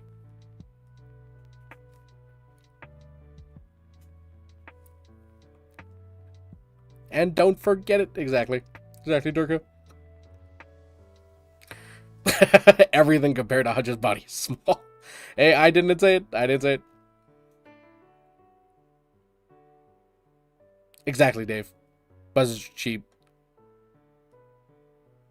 Save, you know, $20 every time you do it. And my brother and I, we just cut our own hair.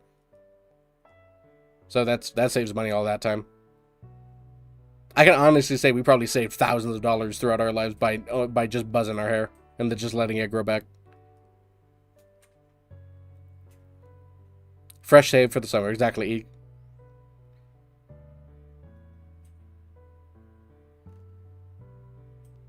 Exactly, cooler with no hair.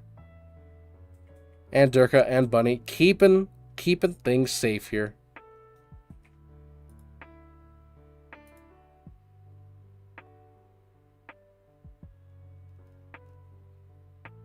Yep, this is the way. Very true and factual.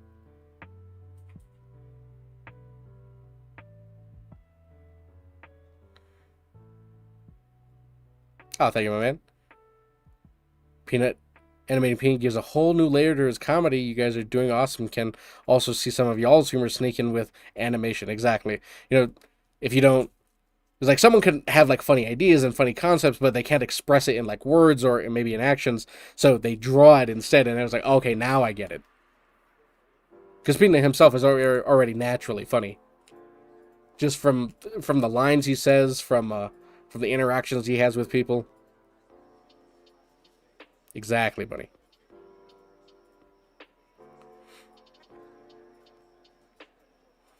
So, now we're getting into Peanutception territory, Cowboy. It's like a fourth wall episode. So it's like animate the reaction of him reacting to the animation.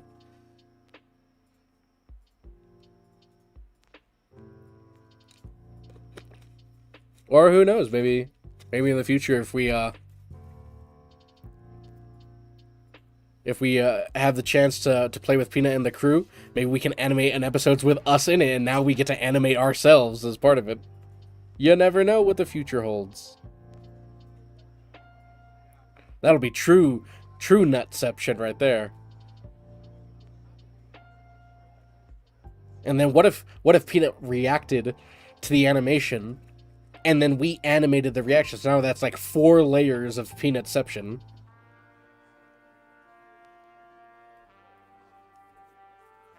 Peanut used to be boring, and then he got hilarious. See, that's always an interesting thing. It was just like, what changed to make such a huge difference? I do know that Peanut said that he wasn't his model, his Peanut model, the entire time. And I, for one, haven't seen what Peanut originally looks like from his past streams, nor do I want to, because I feel like You know, like when people, I know this is a stupid analogy to use, but like when people watch like Sesame Street or the Muppets and everything, more so the Muppets because they're a bigger cultural impact. It's like everyone knows that the characters aren't real, but they treat them like they're real. I think that for me, that's what it is. It's like I don't care what Peanut looks like. To me, Peanut is the Peanut character, and I want to keep it like that. It's like, yes, we know, yes, you know, he's not actually a peanut, but I think that's the fun part of it.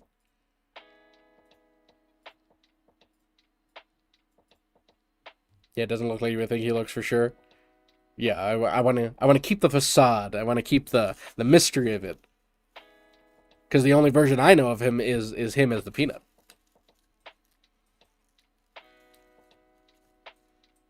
Give him the Muppet treatment and be like, oh, how's it going, Kermit? Oh, hey, Peanut, how's it going? Yeah, Stump is like the you don't want to break, the not the vision you have of it. It's just like you don't want to break the character of the Peanut character, of the Peanut model. I think that's the fun of it. It's like, you know, he thinks he's a peanut, but you know, so when you're watching the streams, it's like he is a peanut.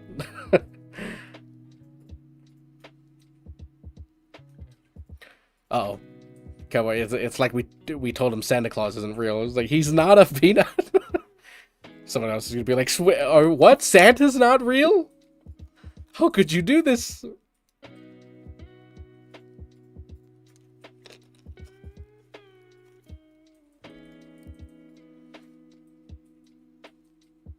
Riker, how's it going, my man?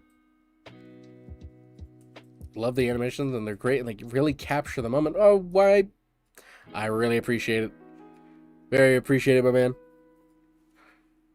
We love making these silly little cartoons, and it's just another way for us to enjoy Peanuts content, and you know, it helps satisfy what we all picture in our head of what happens, because Peanut's such a character himself.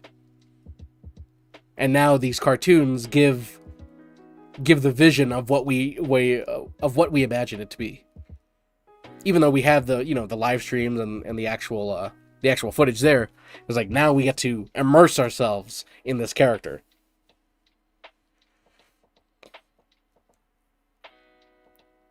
He does have a life-size. Oh yeah, from the Battlefield event, the life-size Peanut costume. It's either Peanut's the size of a peanut, or he's 9'8", whatever, how tall that suit was.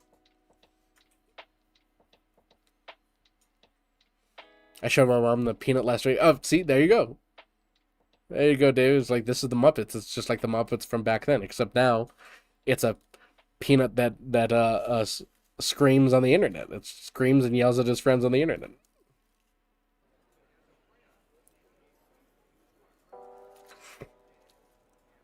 Exactly, Perch. It's like, it's the immersion of the character. It's just like everyone knows he's not a peanut, but for the time that he's streaming, he is a peanut. You get to immerse yourself in the character, and then everyone just has more fun. Everyone has more fun that way. And the fact that everyone plays, like everyone that he plays with, plays into it as well, I think that's even funnier. I've never hated him. Austin. Appreciate the subscription, my man. Exactly. So it's just like everyone that he plays with plays into the immersion of it as well. It's like, you have no arms and legs. It was like, well, you're just a peanut. It was like, you can't do anything. You don't have a license. You can't drive. I don't know if they said that, but you know, you get what I mean.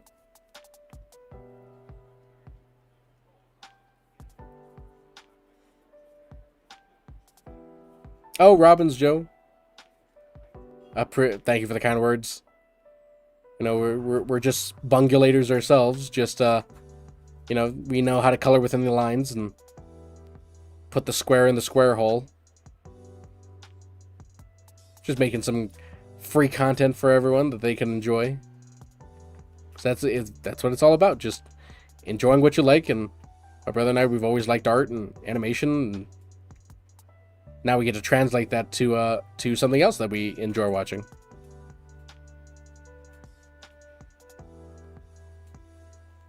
Kind of solar opposite artwork. Yeah, see, Goofball. I know that show. I like that show.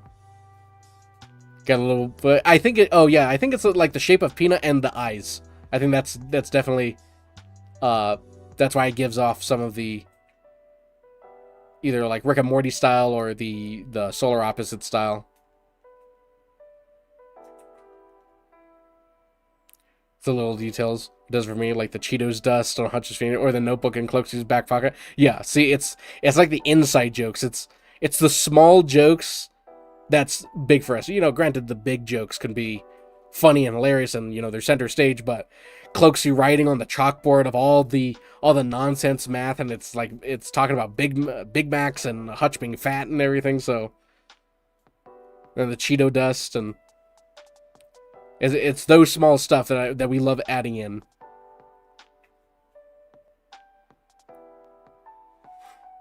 Plus, it allows a little more freedom with the jokes because he's incognito. Yeah, people can get weird on the internet. It's like, oh my god, can you believe what this guy said?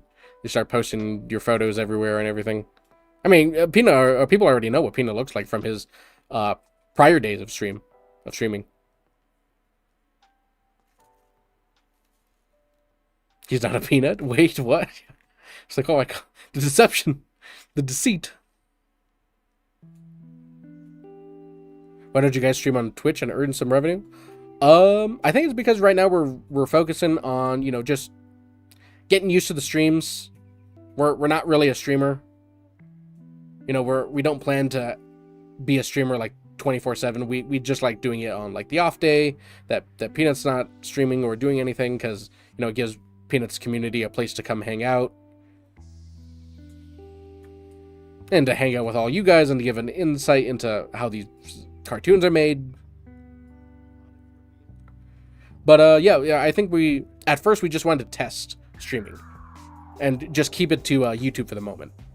But yeah, I think eventually we do plan to at least multi-stream at least to YouTube. My bad, to Twitch. To Twitch.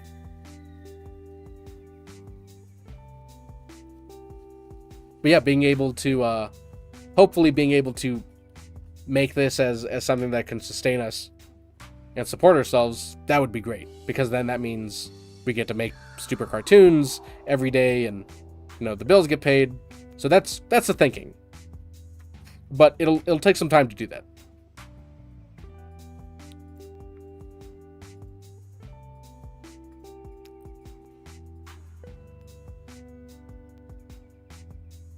Makes me... Oh, thank you, Anthony. Appreciate it, my man. I'm glad that we get the opportunity to make all these cartoons for everyone.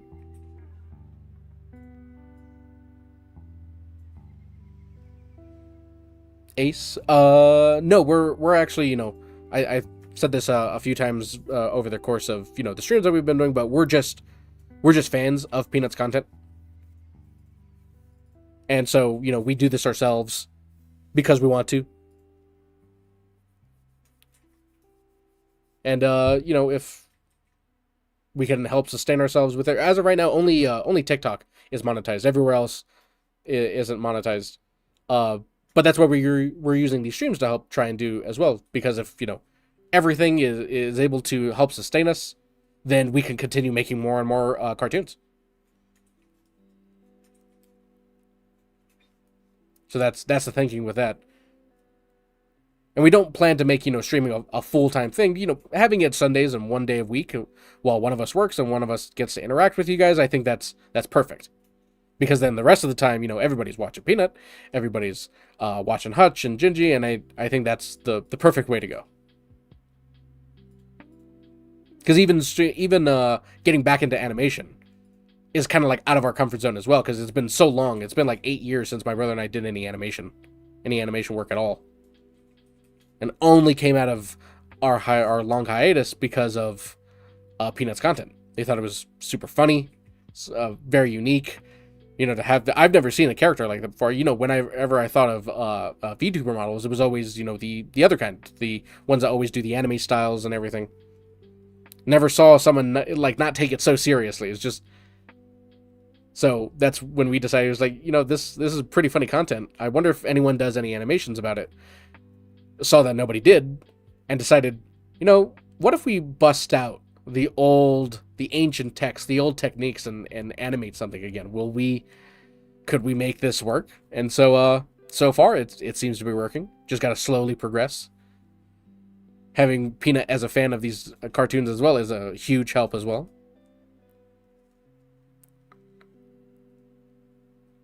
Does Peanut still play with Nick Merckx? I think he still does play with Nick. I think they just have different schedules though, because Nick gets off like pretty early in comparison to Peanut. Like he gets off like at 2 in the afternoon, my time, which is West Coast. So I think Nick lives on the East Coast, and so he's off, at 5 o'clock his time, and that's it. That's it for the day. I truly love the fact that even though Peanut isn't streaming to us, we have a Peanut content streaming from generally good dudes who care about the community. That's what we're all about, my man. We're all about the community. We love hanging out with you guys. You guys like hanging out and watching this stuff. It's just all a good... oh, my bad, Nike. Yeah, of course, the P-tuber. He's a V-tuber. My bad. A P-tuber. Apologies. 1,000 apologies. I just had to use the term for the other people who do tubing that are not Peanuts. So those are VTubers, and Peanut, of course, those are VTubers, and Peanut is, of course, a P-tuber, a very, very good P-tuber. Gotta get that right.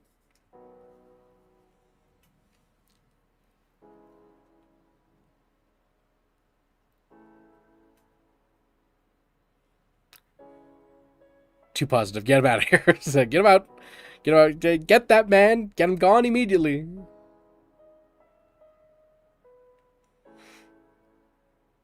Real Jen. It was like there was a time actually when I saw that clip. It was like when Nick didn't want to tell Peanut that he has a private chef. I was like, all right, this one may be a fun episode too.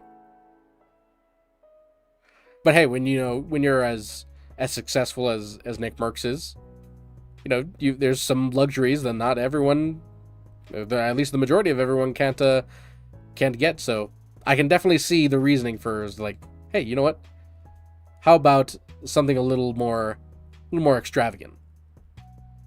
I'm sure everyone could agree that if you have the means to do so, it's not too bad. All right, Cowboy. Thanks again. Thanks for stopping in and hanging out with us for the meantime. Oh, thank you, Knight. Thank you, Knight. I almost lost my composure there with saying VTuber instead of PTuber. I apologize.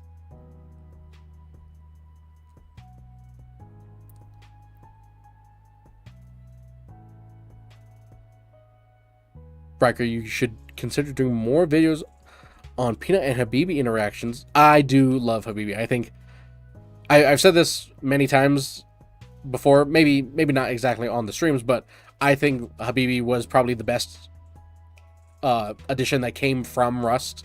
Just that character interaction on Rust and having, the secret code words and the secret phrases and everything, the secret meetings.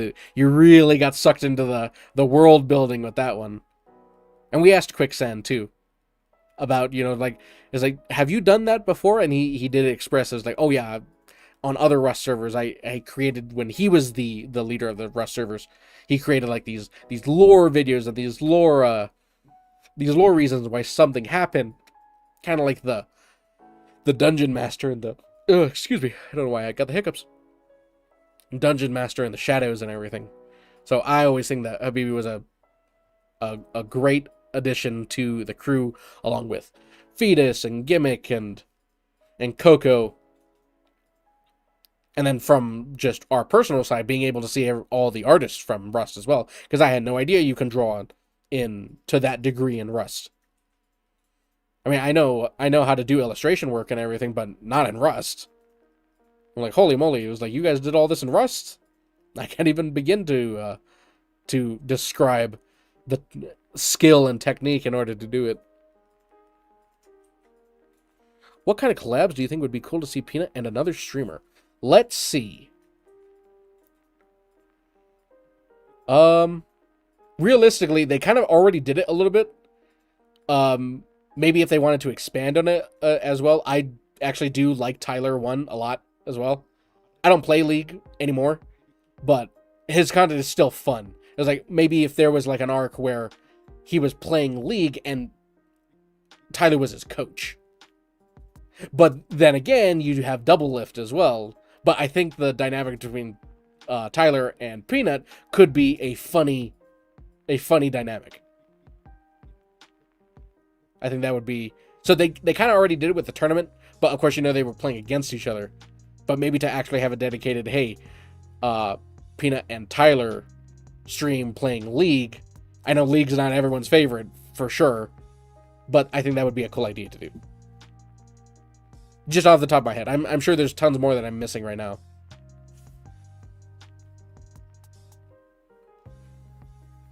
Habibi was so damn funny. Yep. I think Habibi added a level of immersion to the server, especially in Season 1, that you can't really get with any other of the...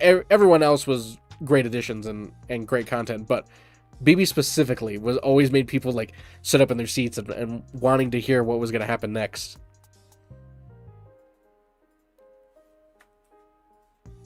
Habibi Gimmick and Coconut, absolutely. All great additions.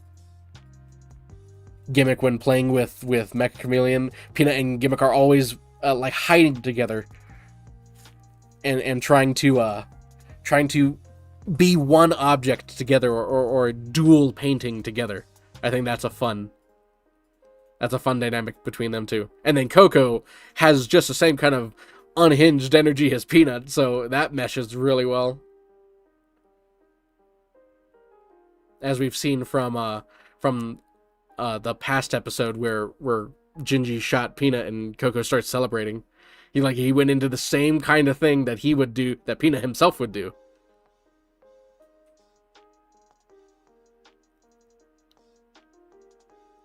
And when Peanut asked him something about Islam, Habibi said in a straight English Canadian accent, it was like, I don't know. There's all kinds of different names across the world and everything, but could anyone fault Peanut of his limited knowledge if he was just asking a question? I mean, there's no harm in asking, right? But then you got the instant correction. Krylix and Cal, welcome in. Glad to have you guys here. Oh yeah, Bad Dragon. Some of those bases were quite the fortresses. I don't think Tyler has the patience to play with fate. Yeah. See, so it's like, do you do that kind of collab knowing that Tyler has a very specific set of or limited amount of patience when it comes to players like that? But it could still be funny. You never know what could happen.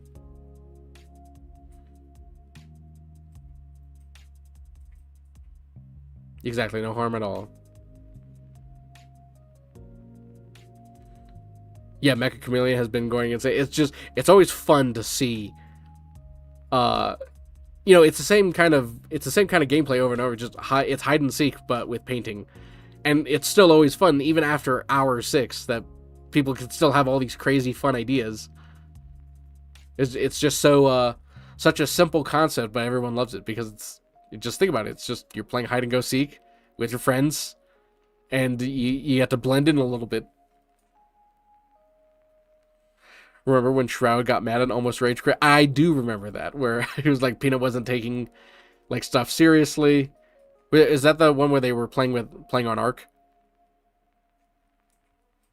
Because if so, I do remember that one.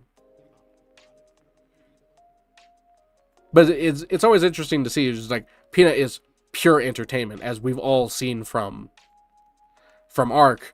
Like, he'll go in at the wrong time, thinking he can do it, and then he gets his team killed. And that's what you go in to expect, because that's kind of Peanut's content. And then when you watch Shroud, you're trying to watch like the master at work. He's here to win. So it's definitely two different mindsets when it comes to Peanut and Shroud. And when you put them together, especially when you're meeting together so early on, you have these conflicting play styles.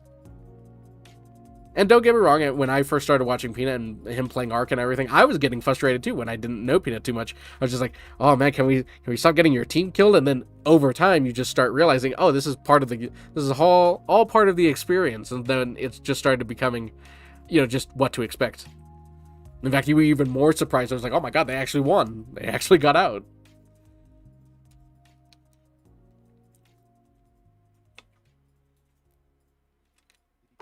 Just another quick sip of water real quick. One moment.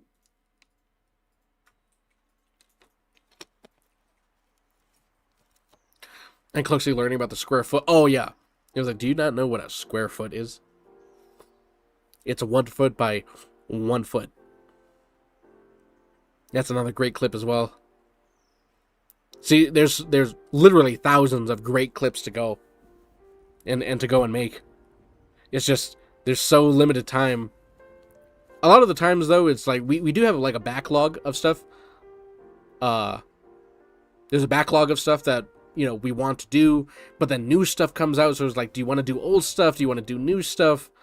And so you gotta really pick and choose. And there's a lot of great suggestions, too. It's just, sometimes we may have had an idea coming up.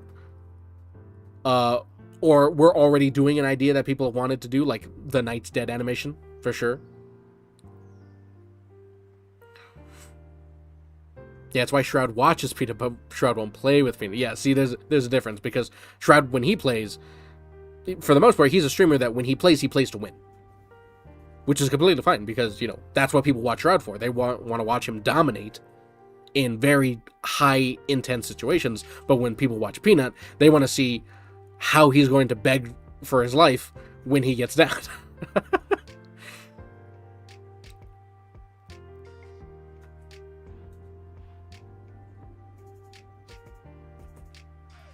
Yeah, the contrast of mindset is so hilarious to watch because how it works, yeah. Oh, it's just water element. Slursey is based. That's why he's got the red book. He's got the little red book in his back pocket.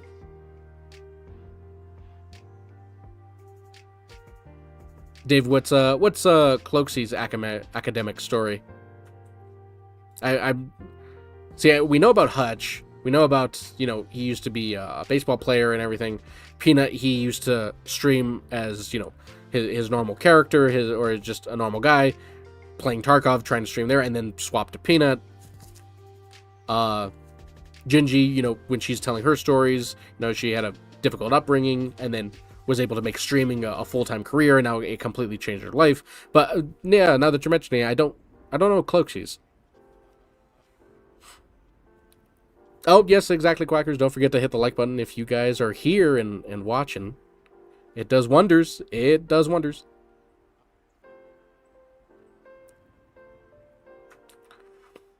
When Peanut was just shooting at nothing for 10 seconds straight. Oh, yeah, Peanut was out of it. He was so tired, I looked at him and I got tired.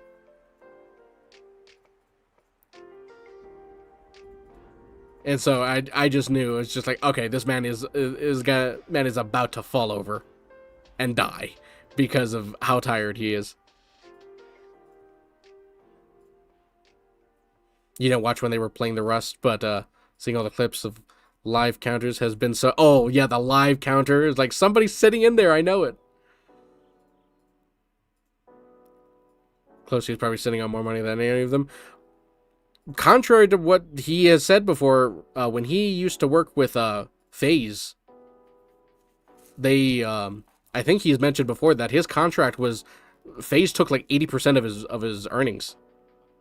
I think maybe when it came to tournaments.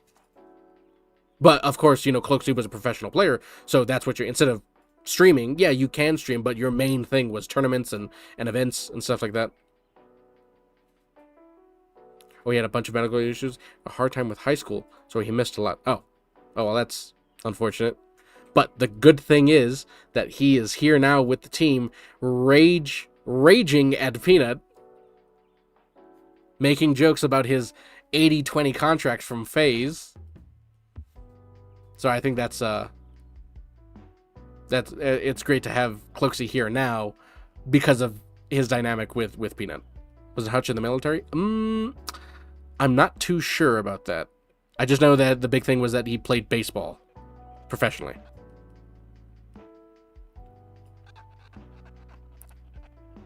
Because he got hit on the head as a kid, didn't go to school much, and got into gaming. Okay, so yeah, the whole medical stuff, and then having a hard time at school, and now gaming. See, look at the good games can do.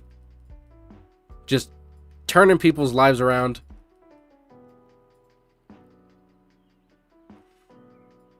Cloakzy is the reason some high school selections exist. Cloakzy is a Fortnite man. That's right. I think I remember Cloakzy played a lot of Fortnite. Or maybe I'm thinking of someone else. Cloakzy started in H1Z1. Okay, oh yeah, he was H1Z1. He might not be a genius, but he's a great streamer. As absolutely true, because we do not know what a square foot is.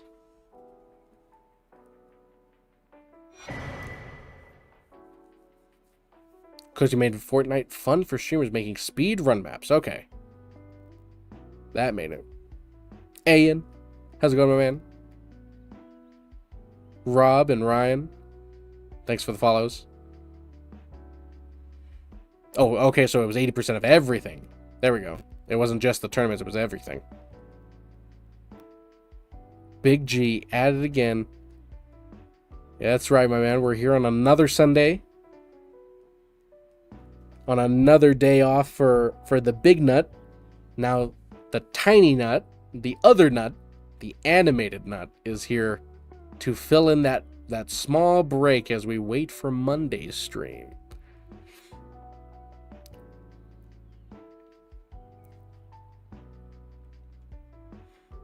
What program are you in? KZ, this is a program called Adobe Flash CS6. It's around a 12-year-old program. And so we've been using it for a long time. And just decided, you know what? We're just going to stick with this because I can't be bothered to learn another one. We got Peanut, the mysterious one. The mysterious nut. Who could that be? The goodwill of gaming, exactly. He doesn't math so good. He doesn't math well. But at least he knows how to hit a shot every now and then, which is all we could ask for. A square foot is a foot that's been run over, exactly, like Looney Tunes style. Exactly, Ziggy. We do not math well. That's not how you do it. That's not how you do it.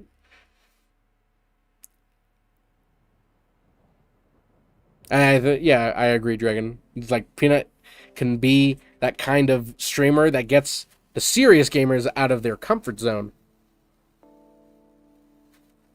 To be a little bit more silly than usual. Like Double Lift, yeah. Because when people think of Double Lift, they think of, like, hyper-focused League player. That's what a lot of people remember and correlate Double Lift to. And then, of course, also carrying in COD as well, and in Counter-Strike, so it's just like, oh man, he's a man of everything. He knows how to do it all. Oh no, it wasn't COD, it was 2K KO. That's right. Beating out, I think, Ludwig, which is he took that game pretty seriously too, and so Double Lift coming in and saving the day for that one too. Flash is goated, exactly. You get it, my man. You get it, 32. Line, you make me want to animate again. Well, then get to it. Get to it, my man. There's creations to be made. You can't find the perfect time because there'll never be a perfect time. You just got to start it now. You got to do it now. The hardest part is starting. Especially for me. My brother and I tell each other that all the time. It's just like, all right, we finished one episode. I sometimes just want to take a break, want to do it, but no, okay, fine. I will start the next episode. That way I'm not starting from nothing. And it sets your mind onto the path of continuing it. It's like, okay, I got over the hard part, which is starting it.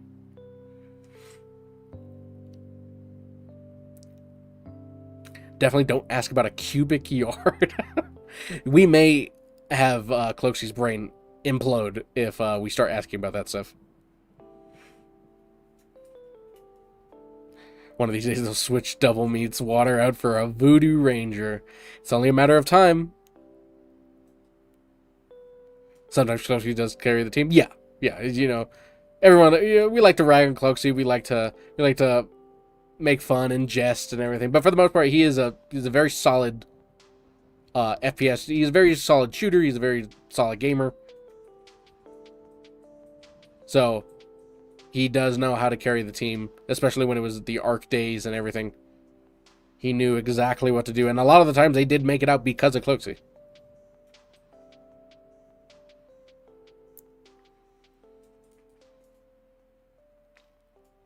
Did you have to ask Peanut to continue doing these animations, or just Rambo it, see what happens? Ziggy, I don't think, for at least now we know, you know, it could be maybe a little difficult if someone in the beginning may not want their likeness to be used or their audio to be used.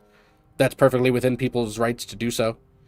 For the most part, you know, we didn't see it too much of a problem because there's a ton of clip channels out there that, you know, they just take Peanut's content and they re-upload it. And with you know, obviously, yes, they'll say, yes, it's from Peanut stuff, but they get all the views first. They get all the eyes first. So when Peanut tries to upload the same clips, he may run into problems. It was like, oh, the algorithms may think that he's re-uploading when it's actually his content. So us knowing that, hey, I'm making something very unique with these animations, it didn't really pass our mind too much of, you know, oh, is he going to allow this? Because it was transformative enough. But, you know, maybe someone else down the line would not want that to happen. They wouldn't want like an animated stuff, but Peanut seems to very much like these cartoons, and he definitely wants them to continue for sure. Yeah, exactly. He's like, yeah, he definitely likes these cartoons a lot.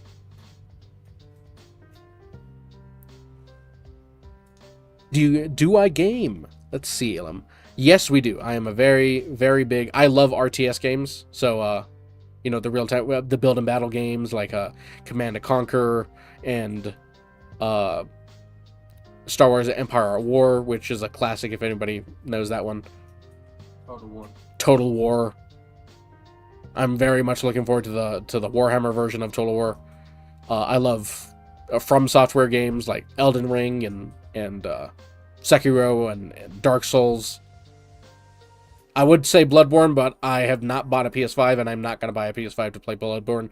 I'm waiting for a PC port, and that'll never happen, so I've never played Bloodborne either. But yeah, those are definitely the kind of games that I like, for sure. Subnautica is another great one. A lot of single-player games as well, but, you know, if I were to ask, like, what our most competitive of all time was, it would probably have been Battlefield 3 and Battlefield 4 online. That was probably my brother and I's most competitive ever.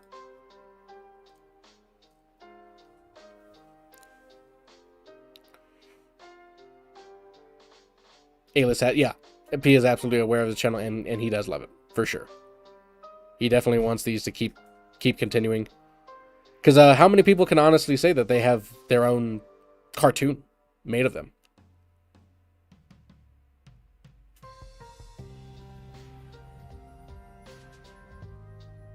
Yeah, Dave, yeah, if Peanut's all sorts of on board, absolutely.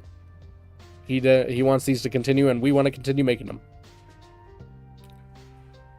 Mr. Gleb, they're so damn good, and I laugh every time I see one. Well, that's perfect, because this episode's funny. The previous episode that we were working on last stream, which was the Knight's Dead animation, that one's done. We just wanted to hold off for a little bit for releasing that one. I know we usually release on Fridays before Peanut streams, and we had it done before then, but we wanted to hold off for the moment.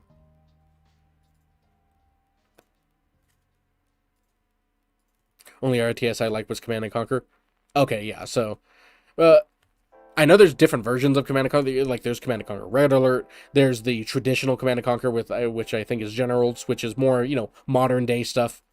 or like 1980s, 1990s stuff. Uh, the one that we liked was the sci-fi version, the Command and Conquer Tiberium. That's the one my brother and I really liked a lot. Man of culture, I see no wonder. Absolutely.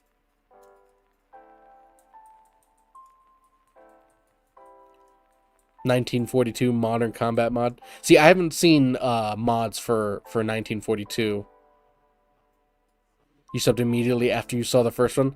Well, welcome in, my man. Generals is great. I played Generals only very briefly because my brother and I were very big into any like sci-fi genre. So when we saw that there was the Command and Conquer sci-fi version, which is the Tiberium, that's when we chose, and like, okay, that's going to be the version that we want to play. Oh, thank you, Shiny. I appreciate that, my man, a lot. Flying and driving the tanks. I don't think I played 1942. But I do know that one's a classic when it comes to Battlefield. Didn't play Age of Empires either, not too much. We were always playing the Star Wars games, the Star Wars RTS games. If anyone's heard of Empire at War, which is a game that came out like 20 years ago, the modding community for that game is pretty insane. They made it to where it's like, oh man, I would love a new RTS game now for Star Wars. I think they're working on one, but let's see if they actually release anything, because everyone announces stuff now before, and it's like two or 2.5 years later that the game actually comes out. It's like, would you stop announcing stuff if it's 2 years out? It was like, announce it when it's like a year out, because everyone forgets by that time anyway.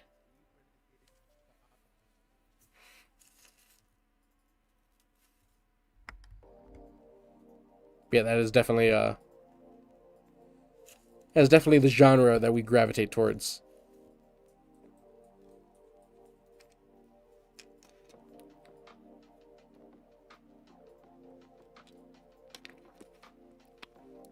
That's quite a mod pack that they got there, Eek. A true flying fortress.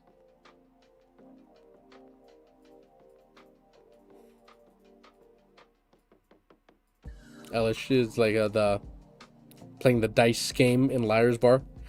I'm gonna have a little bit of a controversial opinion. Peanut can play whatever you want. When it comes to Liar's Bar, I don't like that game in general. It's not interesting to me. I still leave the stream on and everything, but for the most part, I'm not a fan of Liar's Bar. I don't know what it is. It seems like, obviously it's a friend game, a friend slop game. But if I had a choice between Mecha Chameleon or RV There Yet or Liar's Bar, it would not be Liar's Bar. Will there be an anime of the paint hiding game? There could be an episode, because there's a number of episodes. There was a short episode that we made not too long ago. I think it was last week or so, where it was the Mecha Chameleon game. It wasn't the long episodes, the 1 minute long episodes, but it was Mecha Chameleon. You'd rather watch Peanut paint? Exactly. It's like everything is fun. Yeah, Durko, you're right. It's like everything is fun. Everything is great. Even games that we wouldn't ourselves play too much, but you're interested when watching Peanut play it. That doesn't work for me for Liar's Bar. I'm not a fan of Liar's Bar. Even though there are some great moments that did come from Liar's Bar. It's just you have to get through a lot of it in order to find those really, really solid moments. For me personally.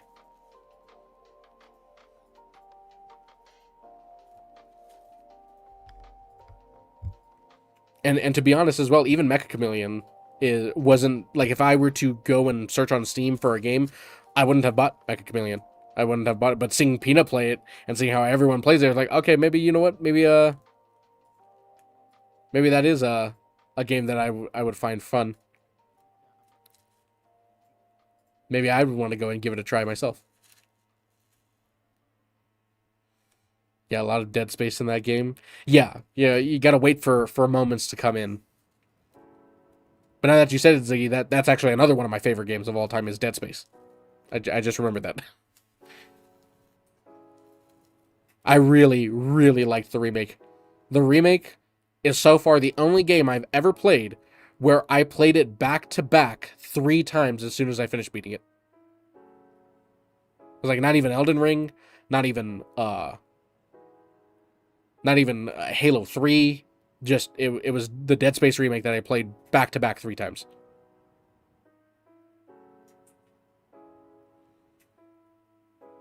Ah, you hate lying as a mechanic. No, it's not that. It's just the gameplay in general. I'm just not too much of a fan of.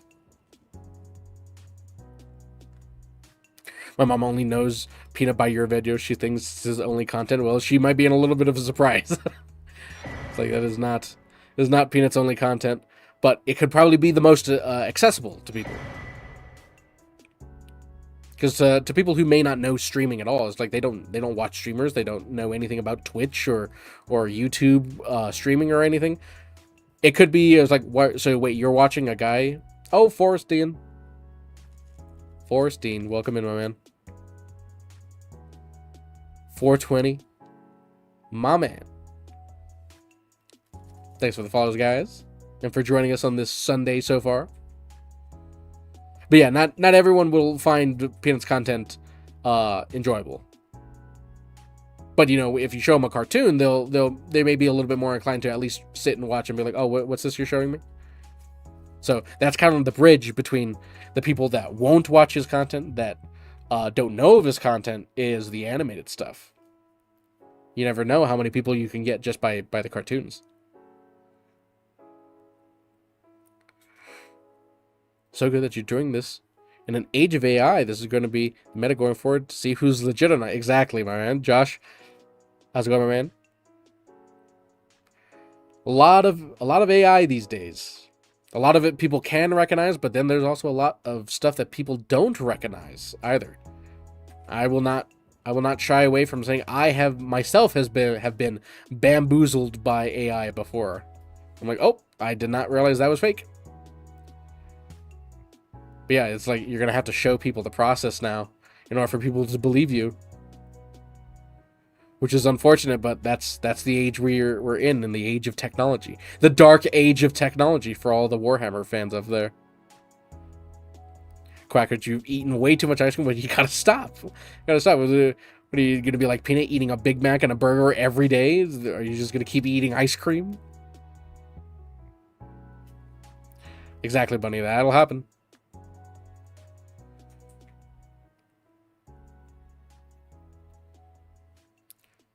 Oh my god, Quackers, you gotta stop. You gotta take a breather. You gotta take a breather. Can't eat the whole thing. Oh, my brother over here said, it's like, I actually want an ice cream now. Look what you did, Quackers. Look what you did. I actually think we have some drumsticks.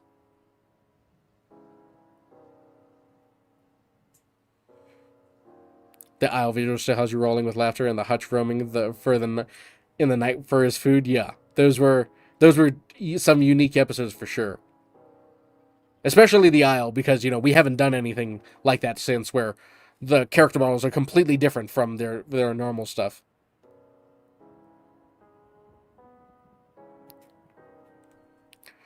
Yes, again, I'm not gonna lie, I'm not gonna deny. I myself have actually used some AI programs to make music, and some of the stuff is like, if you didn't tell me, I wouldn't even be able to tell.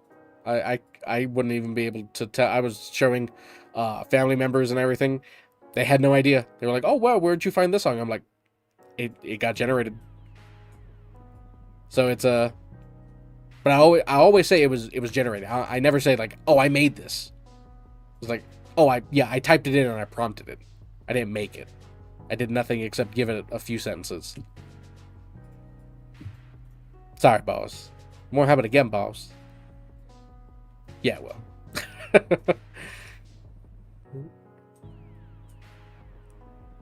Oh, thank you, my man. Thank you, Josh.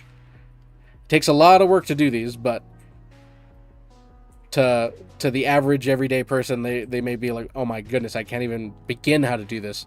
But we've been doing it for quite a while, and took a long hiatus and decided, hey, you know what, this could be fun to do for a character like Peanut. So I'm glad everyone's enjoying the episodes and enjoying watching the episodes and watching the process. It's been a hoot. It's been great, and so far it's been the most successful thing my brother and I have done online, personally. Prompt producers, yeah. There we go. I have a playlist on my Spotify that's nothing but the AI songs that we generated. And I'm like, sometimes some of this sounds pretty good, and, if it's just me listening to it, I don't mind. But who knows, maybe in the future that'll be more accessible, where you're going to see big companies using AI to just create songs, and people like the songs, and they're like, oh, I don't care if it's AI, I just like the song. Any clips for Black Rock? I think I saw that today too. I was scrolling through TikTok and I saw Peanut had that clip of him reacting to Shroud saying that he watches Peanut on every screen in his house, like when he goes and when he gets in the bathtub and when he's in the kitchen and everything. That would be fun to do. High class mommy.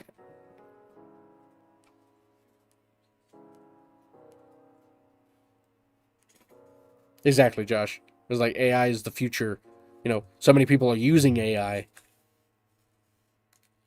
that a lot of AI will be used by creatives, will be used by industries. Look what just computers did themselves. Making an animation back in the day required a full building, a full studio of people, dozens of animators and directors and whole departments of stuff back, and that was only what, 60, 70 years ago. And now one person can make a whole animated series by themselves. Granted, it'll take a lot of work, but look what tech can do now. Who knows what AI can do in the future? What if AI could make a whole Marvel movie with just 3 or 4 dudes prompting and using AI generative stuff, and you wouldn't even be able to tell? Who knows what tech can do in the future when it comes to AI?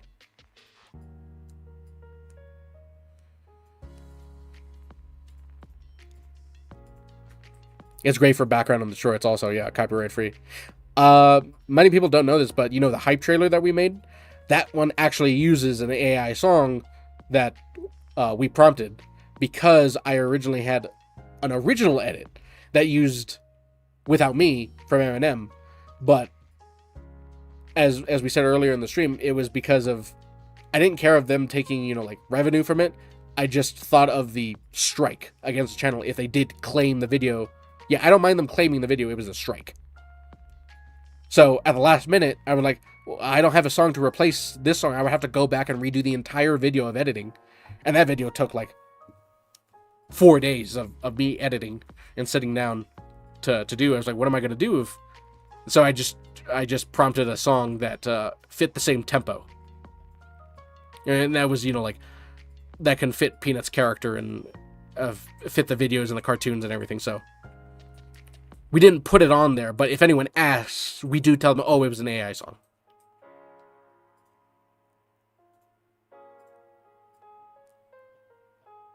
I was all for AI till our health insurance denied our ER visit using AI software. Kid you not. To say to my daughter's dislocated knee wasn't ER worthy. Oh wow, what in the world? That's quite a situation you got in. All because of AI denial? Man, they can't even have a human deny people now. Now they have to have AI denying you.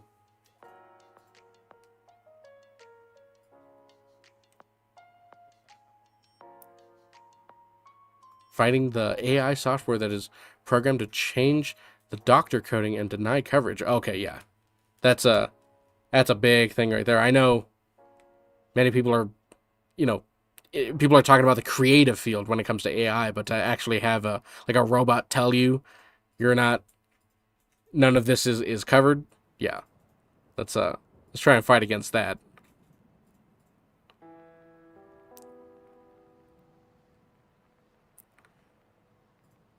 Why are they using AI for everything already? Because a lot of people think they could save money. I'm assuming. It's like, why have a whole department of people? I can just have, I can run an AI program and reject 10 times as many people. Oh, don't worry, my man. A lot of that discussion of AI does come up when people are talking about like art in general or music or something creative. So it's kind of like comes with the territory of people saying, it's like, oh, thank goodness someone's not using AI to make content.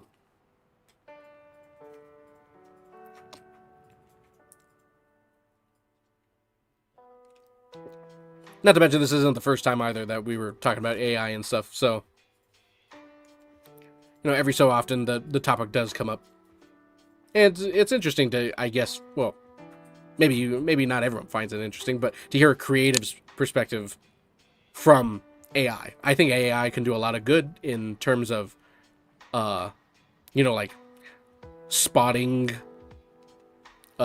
diseases or dangerous things in the medical field when they're not denying people coverage that people wouldn't have been able to detect for years from now.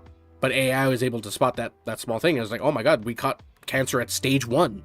The elusive stage 1. You always hear it at stage 4. But yeah, it was a, you know, it's always an interesting topic. An interesting topic for sure. Have you guys always had Little Peanut doodling? I can't remember from last streams. No, the doodling peanut over here was is a brand new addition to this stream.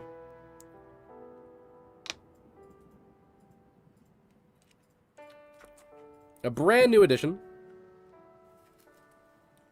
He's gonna be now part of the stream, just drawing away on his little tablet.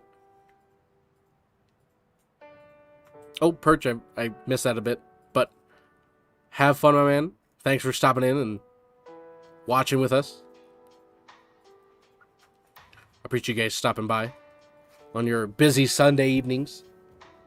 You guys can be doing other stuff, but you choose to come hang out. Always appreciated. Let's get more work on more episodes done. Exactly, Hackless. To see all the little things, all the little jokes and the little hints and Easter eggs that are thrown in here that you guys get to see in real time. A test for the mainstream, perchance, maybe. They'll be in DC in a little bit. Oh, I gotcha. I gotcha, my man. Well, hopefully you have a good trip. For anyone just lurking or that's new around here, if you guys want to go ahead and give a like to the stream, you don't have to, but it does wonders for the videos. Gets more eyes out there. Ah, thank you, Black Rose. It's nothing in terms of, you know, other creatives out there. It's nothing special. There's tons of new indie stuff going out all the time with movies and shows and short series on YouTube. So we're not the biggest fish out there, but it's definitely a unique take, especially for Peanut's content. Because it's just a lot of clippers these days that just take content and upload it and beat Peanut to his own clips. So now, this is one thing that they can't beat him to, because nobody else can... I'm sure there's tons of other people, but now you gotta be a fan, you gotta like Peanut's content. There's tons of other animators who can do what we do, probably even better. But are they gonna sit down and watch 6 hours of Peanut streaming and yelling at Gimmick to change to the proper color? Are they gonna know that Cloaksy's a furry and he likes to be drunksy on the weekend? I don't think so. Not at all.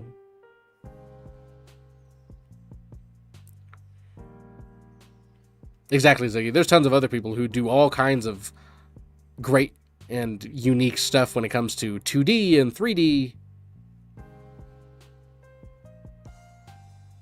So it's great to see that other people are taking the time to go ahead and, follow their craft as well.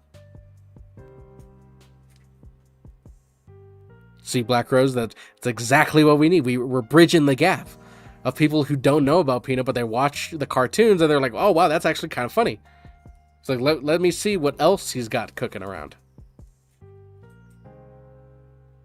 And he's Slursy Daily. He's got the hidden talent.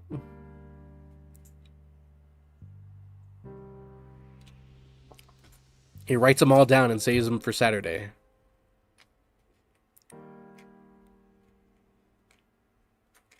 So glad we teamed up with Peanut. Yep, we're definitely big fans of Peanut, and Peanut is he watches and likes the videos too. So it's a good all round mix of back and forth of us liking each other's content.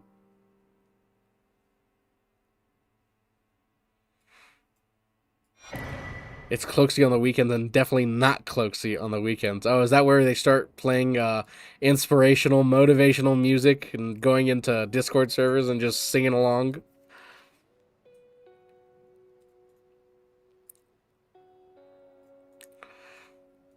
Oh yeah, the Lionel. Thanks for the follow. Oh, and Conga, this is a drawing pad. So we're not animating with a mouse. We're animating with a tablet and a stylus pen. It's like, oh, you're lucky you're on stream.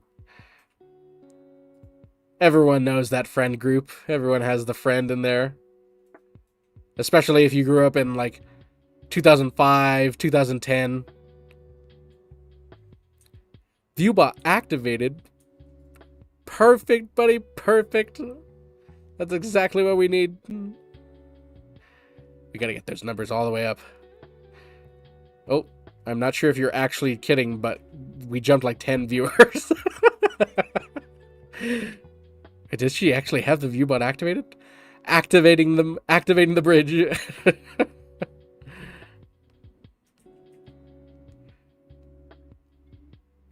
I thought it was when he got drunk and played music really loud, but I could be wrong. No. You're right. There was a few episodes where Peanut where Cloaksy goes into Peanut's stream as he starts blasting music, and he's drunksy, blasting music, singing along with Peanut. We need peanut butts. We need more nuts around here.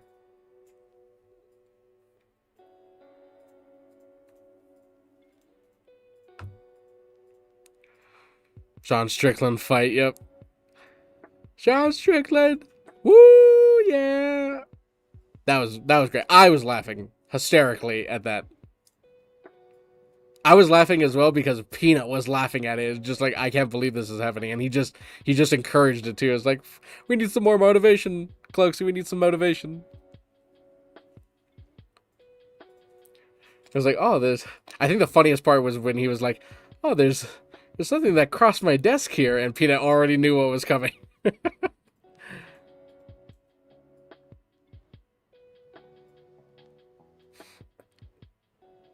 Gimmick and John and Hutch, the trio that makes shorts have so many options. Exactly. We've said it in prior streams, but everyone was saying it was like, who's your favorite to draw out of all these characters? One is obviously Peanut because he's the most unique. We can really stretch him and do all kinds of crazy stuff with him. Everyone else is in more of a caricature of their personal, of what they actually look like. But if we were to choose someone that's not Peanut, we did say that Hutch is our favorite person to draw because we can play into all the jokes that we use. The Cheeto dust fingers. Sometimes he's bigger than the screen. We always have him towering over Peanut too. If you haven't realized that, there's a ton of episodes where he's just towering over Peanut or holding him up or looking down at him. Not because of like he looks down on Peanut or anything, but just because he's always crashing out at Peanut. So it's always feel like he's scolding his child. That's why we do that.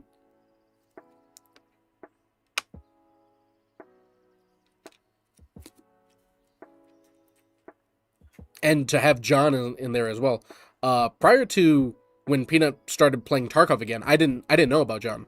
I didn't know he was like one of the OG friends that he used to play with, like with Officer and Gingy and John, all during his main Tarkov days. So I'm just like, oh, that's fun. You could definitely tell that he's an old friend of Peanut.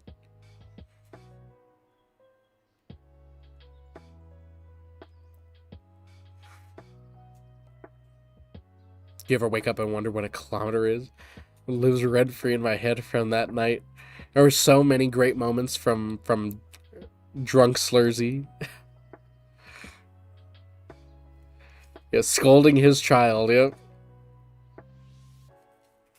Because he was a 400-pound beast, Hudge.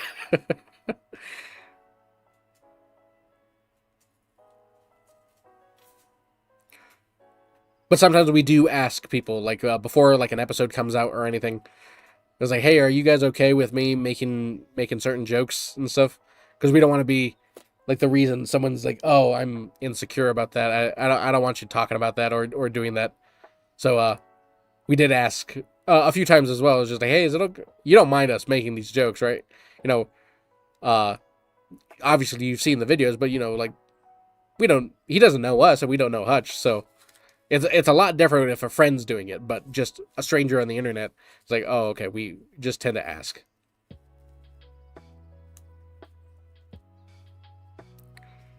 Hutch is fatty.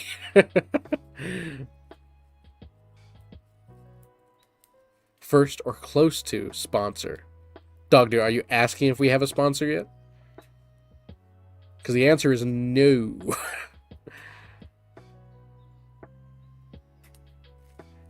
But wouldn't that be something, huh? Imagine Starforge comes in and be like, hey, I want to sponsor you guys. I'm like, me? Who do I have to shoot to get that 50-90? I'll do it. I'll gun him down right on the spot.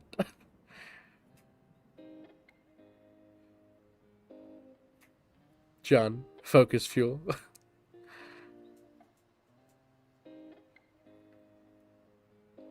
Yeah, Cloaksy. Yeah, he's definitely has his type of humor. Peanut obviously sees it, and it's just the dynamic with Peanut. You know, he gets to rag on Peanut. He gets to yell at Peanut like a true friend group. Someone's always crashing out at someone.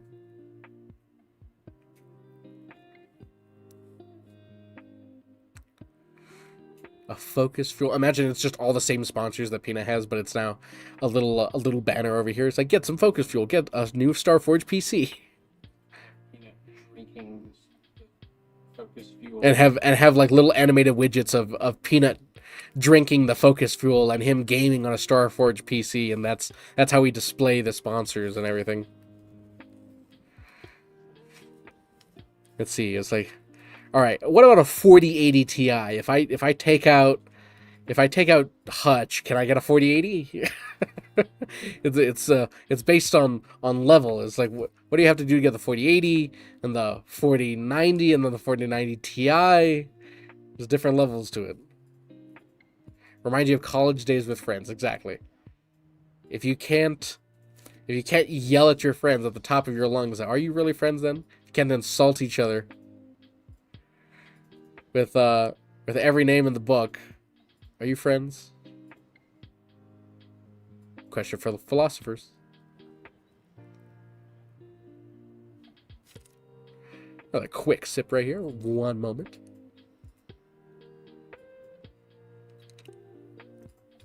I'm actually pretty proud of myself. I haven't needed to pop a cough drop at all.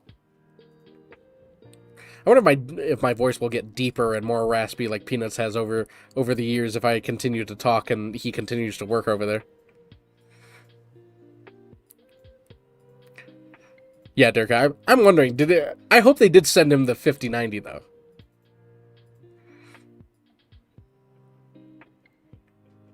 Mr. Glad was like, oh yeah, the Tempest episode, yeah, that was a great episode. And it was great because it was just Peanut and it was just Cloaksy and it was just the back and forth between them.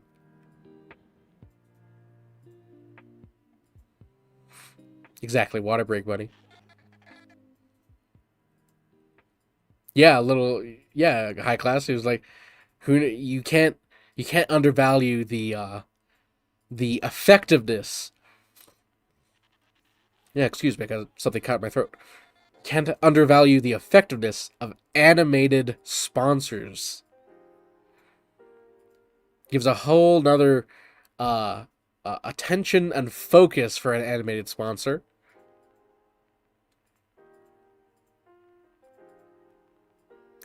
Just follow Peanuts and smoke Marlboro.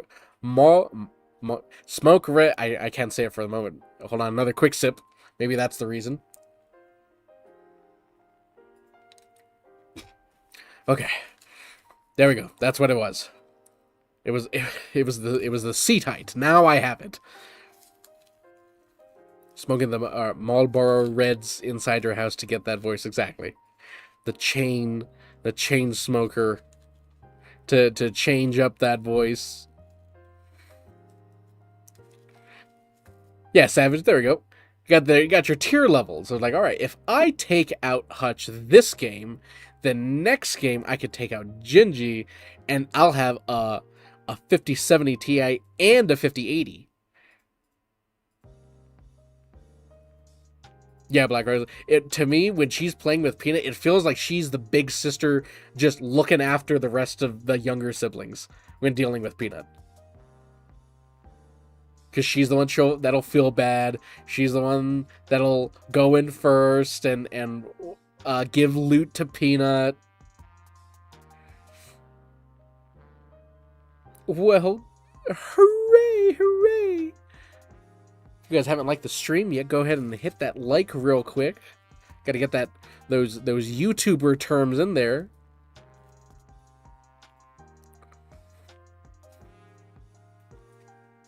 From time to time.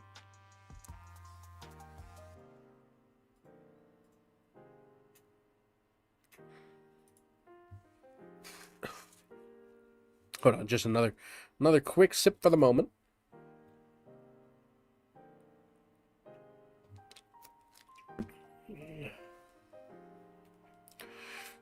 Oh yeah, high class is because Hutch is there in the game as well, but I think he died prior to this moment, so he was just spectating. So the cloud is actually Hutch laughing. It's a Hutch cloud. That's why I made it a little rounder. And then convinced him to eat a tablespoon of cinnamon. Remember the cinnamon challenge, everybody? Like before you seen it? Perfect. Then do it again. All right, Josh, my man. Thanks for hanging out. Always appreciate it. People stopping by and hanging out with us on the Sunday. Definitely gotten into the habit of keeping this a little bit more consistent for sure. Which I think is great. Because it keeps us responsible for getting to engage with everybody. And to get more practice in just remaining focused and staying with it. Of course it's Hutch, yeah. Could you tell because it was a Nimbus cloud?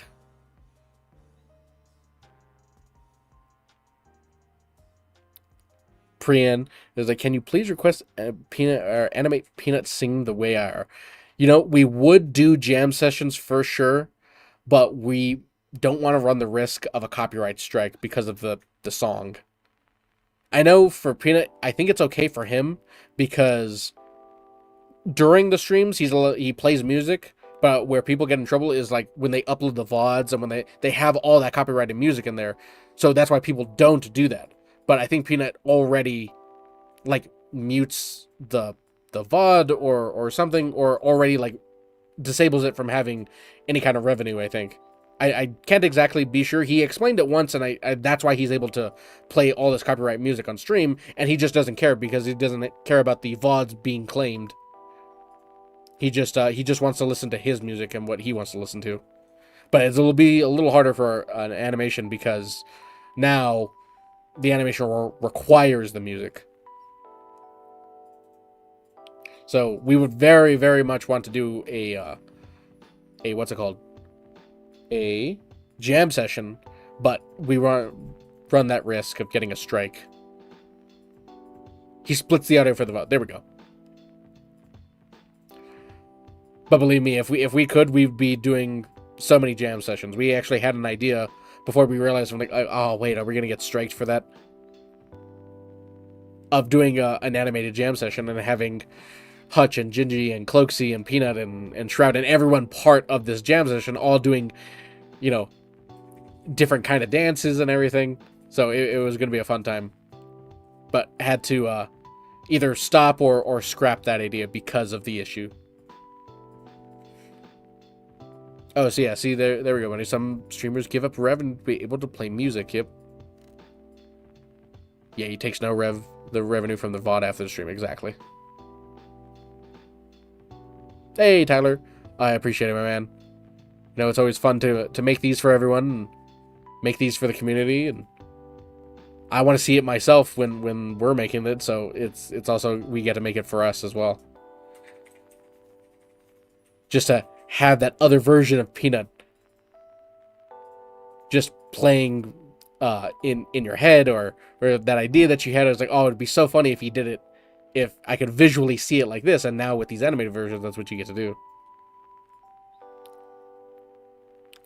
Dat dog, did you put it twice because it's the repetition is the father of learning? Is that what that was for?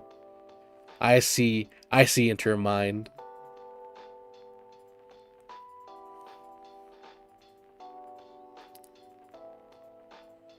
I wonder if you can animate the jams about have Peanut singing his Bug in My Eyes instead of the other music.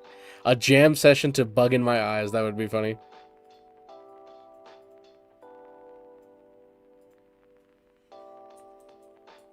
Okay, it's Savage. So there you go. Yeah, that's why he's able to do that with the with his VODs and everything.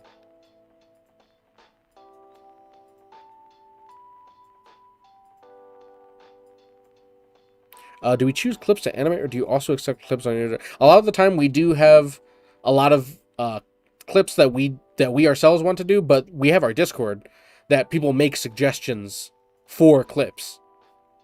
So far, you know, a lot of people have suggested big episodes, which we've already done, or it's maybe smaller episodes, but, you know, unfortunately had some copyright music in there. So I'd be like, oh, those are great ideas, but, you know, we've either already done them, or, you know, there's some other stuff. Some other parameters. But people, if they join the Discord, they can go ahead and make suggestions in the suggestion channel. If they, like, give the clip, or maybe if they give a timestamp, then we could go check it out and see what people think. Oh, thank you, Buzz Bubbles. We appreciate everybody stopping in and showing support for the streams and for the videos. If someone else made the music for Bugs in My Eyes and given freely without copyright, would you be able to use it?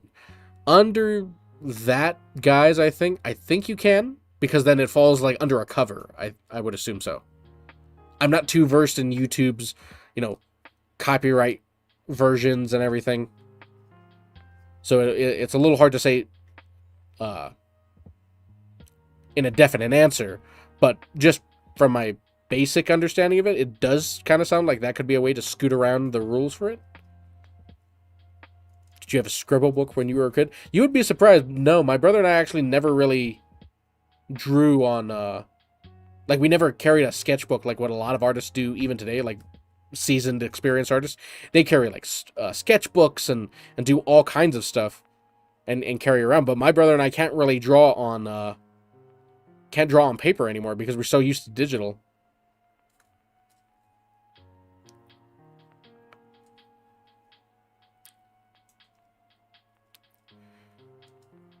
Corey Trevor Smokes, let's go.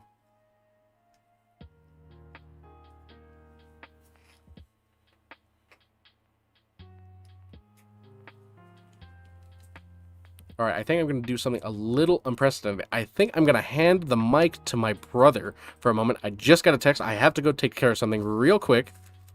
So I'm going to hand him over to him. He'll be more focused on animating, but You know, I wonder if we should set up like a text-to-speech sometimes and see if that can work. Like, maybe then we could both be working if we do that. But yeah, I'm gonna hand it to him for the moment.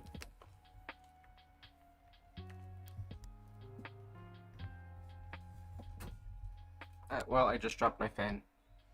Fantastic. See what that's what happens when you disturb the artiste. You cannot do such a thing.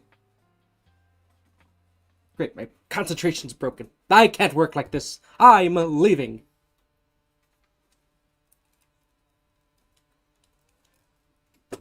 I actually can't leave because I'm stuck in my chair right now.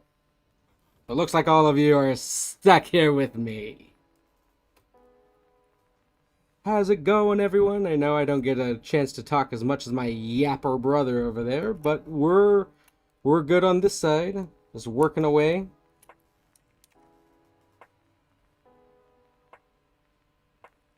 Once again, just want to reiterate that my brother and I are super appreciative of everyone coming out this Sunday. We know you guys can do plenty of other things, especially this weekend, but you decided to stay here a bit with us.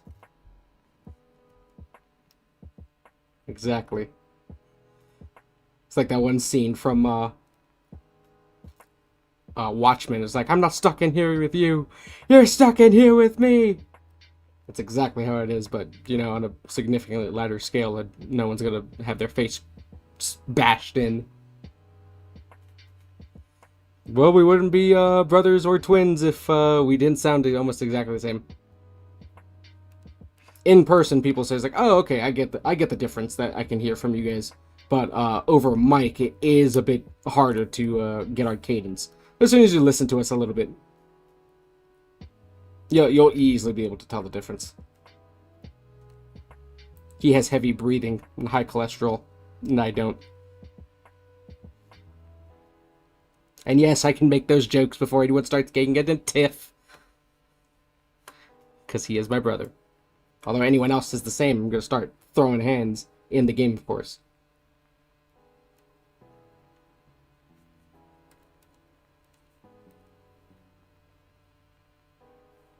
Brother and I have been accused. So hopefully accused of only good things. Of not actually being brothers. Oh, okay. That's the worst. It's like, oh, you guys can't be brothers. It's like, no, now you're insulting my family line and we must duel. And homemade pizza and garlic fingers. Yeah, but then if you have garlic every single day, then you're gonna get fat. Take it from him. In chat, of course. Exactly, buddy. Exactly. Hutch has the same problem. What invoked you and your brother to get so engrossed in sketching? I actually don't know. I think it was just... I think the youngest memory that I have of us, like, doing art is, like, stickbook figures for, like, my older brother. Because he used to draw, and we saw him draw, and then we wanted to start doing it, and then by that time, like, we just, like, it just kind of exploded, especially since we always did it. And you have someone, like, literally with you at all times to, like, bounce ideas off of each other, and then just, I guess, an act of imagination, us wanting to bring stuff to life when they were to be able to do that.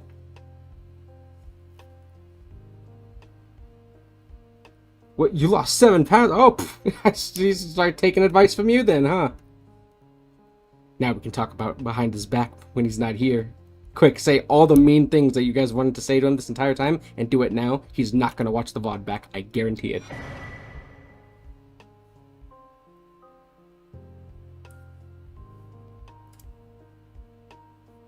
Oh, we just got another sub. I didn't catch who it was. I don't have my Streamlabs set up on this side. He does over there. So, my bad, whoever that is. Thank you for coming in. The Three Musketeers. Exactly. Three Musketeers. Okay, 1 second. I'm just going to go radio dark for a little bit until I get this little shot done, and then I can kind of move over.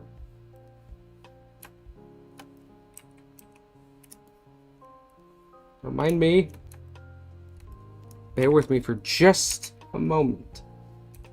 Ever so slightly.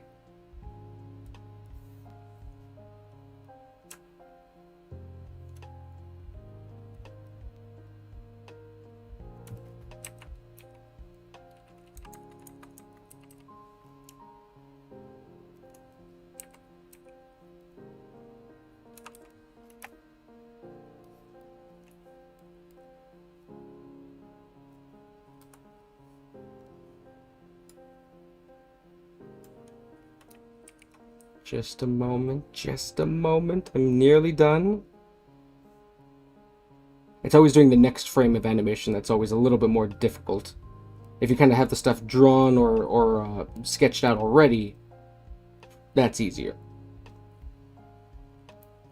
We know he's citing his snacks under his slabs, or Hutch likes to call it his extra pockets. It's getting serious, exactly. In fact, I should be checking my drawers around here, see if my brother has any stashed Pop-Tarts or something, or Hot Pockets. Just need to check what the next expression is.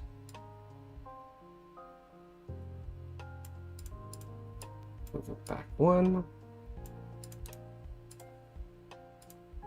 It's always those little subtle differences that many people may not be able to pick up on. But instead of just going from this expression straight to that expression, the one right here, if you have a little in between, you can kind of get a better sense of movement. Almost kind of what we did with Gingy over here in the or is it the other scene? Yeah. Instead of her just looking down like this and she's going,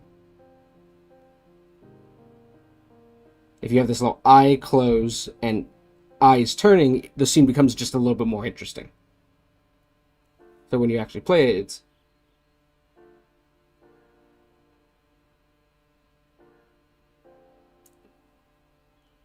Because how do you make a side shot like this kind of just have a little bit more?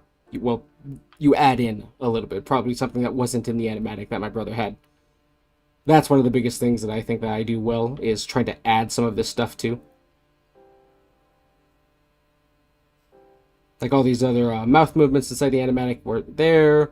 Most of the time I only use 3 different mouth movements, but instead I added a 4th one, which is like kind of like an L, like the tongue at the top of your mouth. Yeah, it feels a little bit more interactive. And looks a little bit more alive, exactly. And when you're playing it at 24 FPS or just a normal, visual,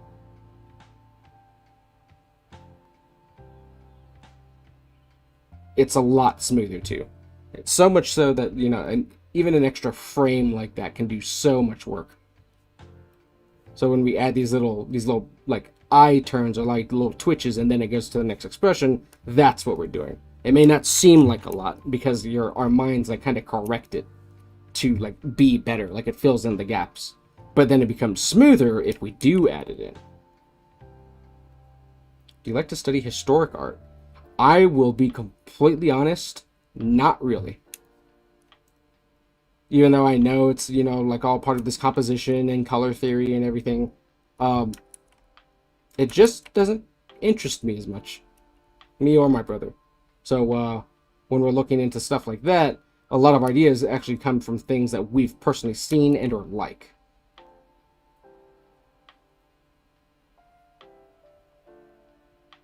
And I know a lot of older historic paintings, they have like fantastic texturing and use of, master studies and stuff. But for us personally, I feel like it doesn't add a little bit more to what we're trying to do.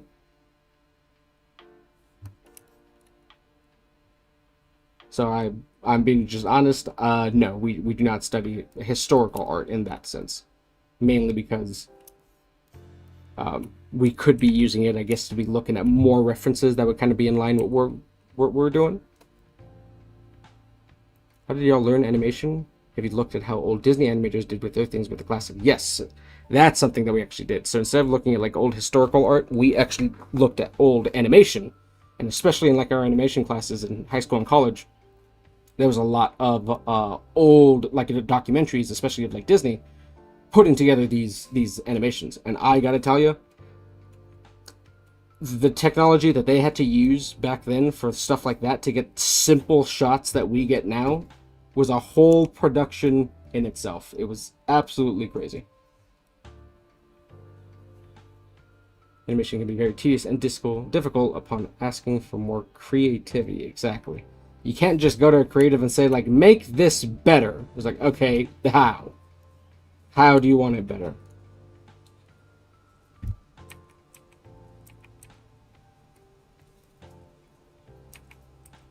It's definitely something to, tons of paper, exactly. Yeah, it was brutal. But, like, the ingenuity that those animators had for back then, insane. like just a way of getting a moving shot in, like with backgrounds, and how they layered like 7 different cell painted works on top of each other to get like a 3D esque scene. It's so simple that we think of now, or especially in film, but for them, doing that one shot for animation stuff, incredible work. I respect the old animators from Disney. Without tech, they were doing amazing. Yeah, they had the like especially tech of their own, but obviously things have advanced now to where it's vastly different. The core principles are still there, like the 12 principles of animation, the rules, squash and stretch, appeal, arcing, stuff like that. That all of was penned then is still being used today.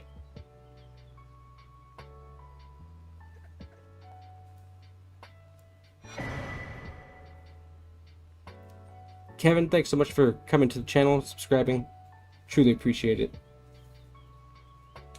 Bong rips, go, go, go, go. I got a buddy who would absolutely, like, any excuse that he would use to get a rip out, he would do it. All right, I have returned. The large one has returned. I'm sending it back over to you. There we go. Ah, perfect. Now everything is right in the world. Don't need to listen to that one over there. Alright, what were we talking about?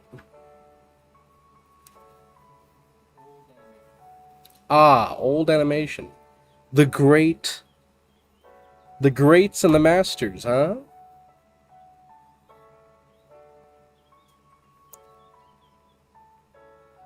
That wasn't a to say. Oh, don't worry. I've got something planned for him.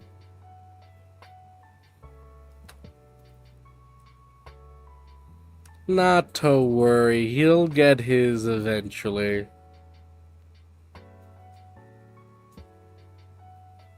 Ah, perfect. We were talking about the OGs. Yeah, a lot of the stuff that, the old cartoons used to use, we may not be doing all of them, but we do a number of them when making these animations. Have you ever dabbled in clay animation? Would you like to? I have thought that Peanut would be entertaining in claymation. Claymation is like leaps and bounds, like more difficult in terms of what the kind of practice that you need in order to get it down. Because if you either mess up on something, if something doesn't look right with claymation, you have to go back and reanimate the entire thing. You can't just, oh, let me adjust this frame, or let me adjust this part right here. You need to go back and redo all of it. So, not too much. It would definitely be pretty interesting, for sure. Because I think Peanut could, just as he works well in this animation, I think he'll work in any kind of animation.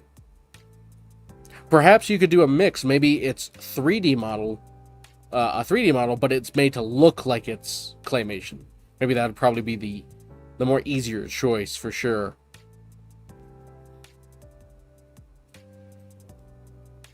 Claymation shoes used to scare me when you were a kid? Explain, Durka.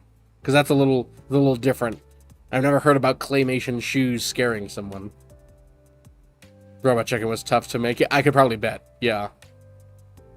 That's probably why they had so many different kinds of skits, though. So that way they can do just these short little segments, and, they don't run the risk of messing up a scene or messing up a part, and then they have to reanimate the whole thing.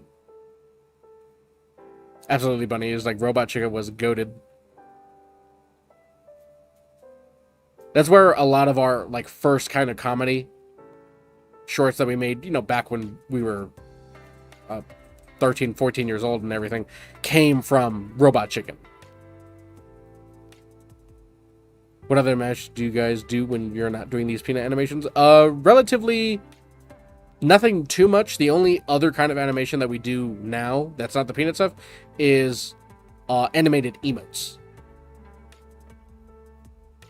We use our knowledge from when we did commission work and stuff for streamers all those years ago, to now make animated emotes. So we don't do those animated emotes too much. It's kind of like for just friends that we've known for a long time, or a client that we've had for a really long time. Even though we don't do that work anymore, there's some close people that we still keep in contact with that every now and then they'll need like a new emote or an animated emote, because now that's so easily and available now to everybody, that they'll ask for animated stuff. But besides that, we don't do any animation work besides Peanut stuff, because it takes so much time.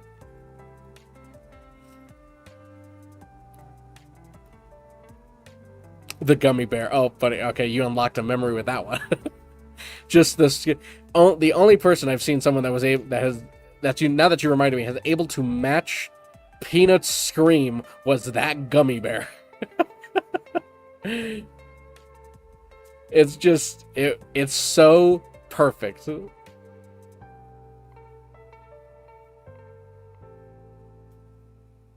Makes me feel ancient. If we all know about Robot Chicken, we're definitely all not young anymore, alright? It's just the way it is. Maybe our parents or an older sibling or someone or friend showed it to us if you're a little younger. But if you know about Robot Chicken, if you know about that stuff, you're probably getting up into your 30s, or you're already in your 30s and everything, so you just gotta live with it. You just gotta live with it. That's the way it is.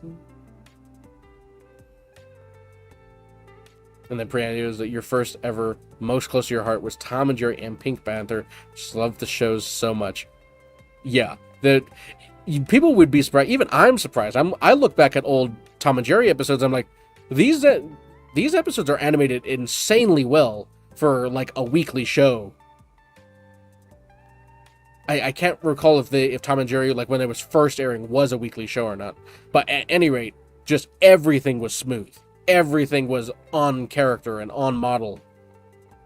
Everything looked really good. It's not like what you had in like the mid 2010s or anything, when all the shows were drawn like how we draw Peanut stuff right now, where it was all the like the puppet characters.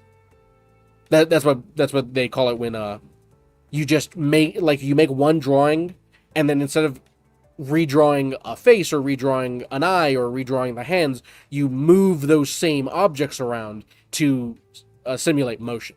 That's what a puppeted character is. And like during the early 2000s and 2010s and stuff, you saw a lot of shows do that.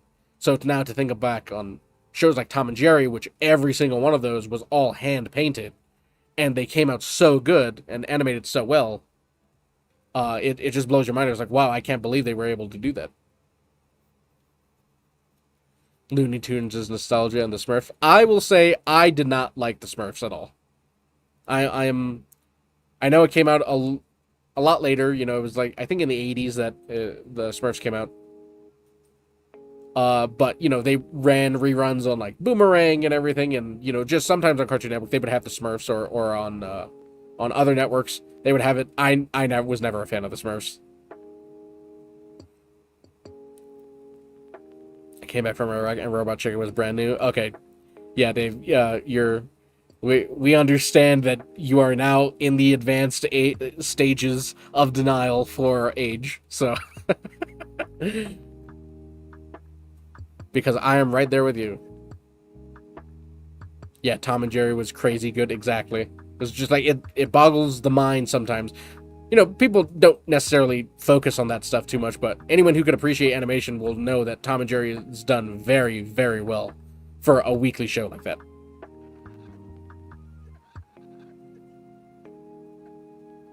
He had a writing typo. Durka, I think it's time to lay down a little bit.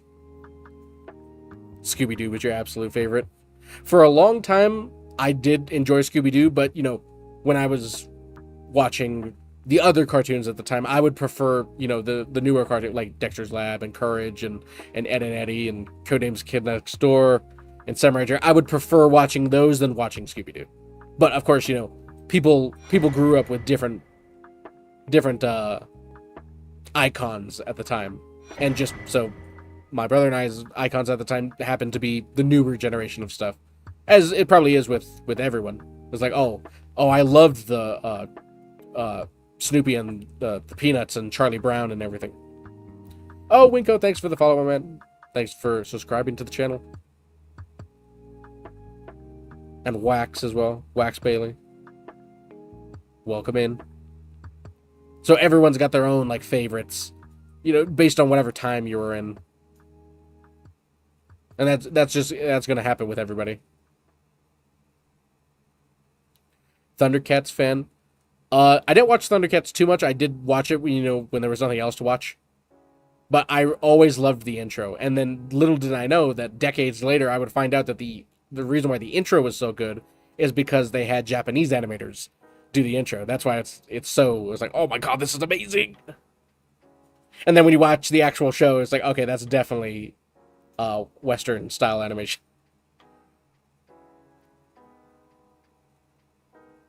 Biker Mice from Mars was your favorite. I remember that show. I remember the name. I can't ever remember watching it. Exactly, Paul. The Tom and Jerry did not have any spoken words either, except for there's few characters that did have lines, but it was all storytelling based. There was no dialogue.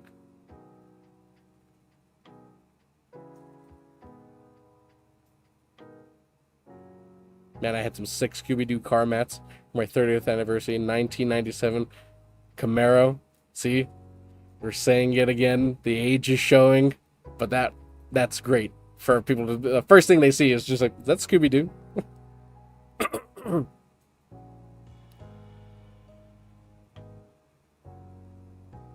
I definitely... Yeah, Pran is... Definitely... I don't even think even in animation. I think just in general, a lot of people focus on the face first. So if you have a strong expression, then you can really get your point across with whatever you're trying to do. If someone's annoyed, I think that's what people are going to be looking at first and foremost is always the face. That's why we always focus on the face as a big thing. And if you're looking at everyone else's character designs and their model in these animations, Peanut is the only character that can break outside of his model. As in, like, if you see right now, his mouth is going outside of his body. At first, just to save time, because we were getting back into the animation, starting these cartoons, we were debating. It was like, hey, we're not going to give him, a mouth that opens and his head extends with it. It's just going to be a separate layer on top of the body. That way we can just move his mouth around and do whatever. But then after the first episode, you could actually see the difference between the first episode and the second episode, where Peanut's head moves with his body and is shaped and formed with his body, rather than just having just a moving mouth on top of a solid body structure. If people go back and look at the first episode and then look at any episode after it, they could definitely see it.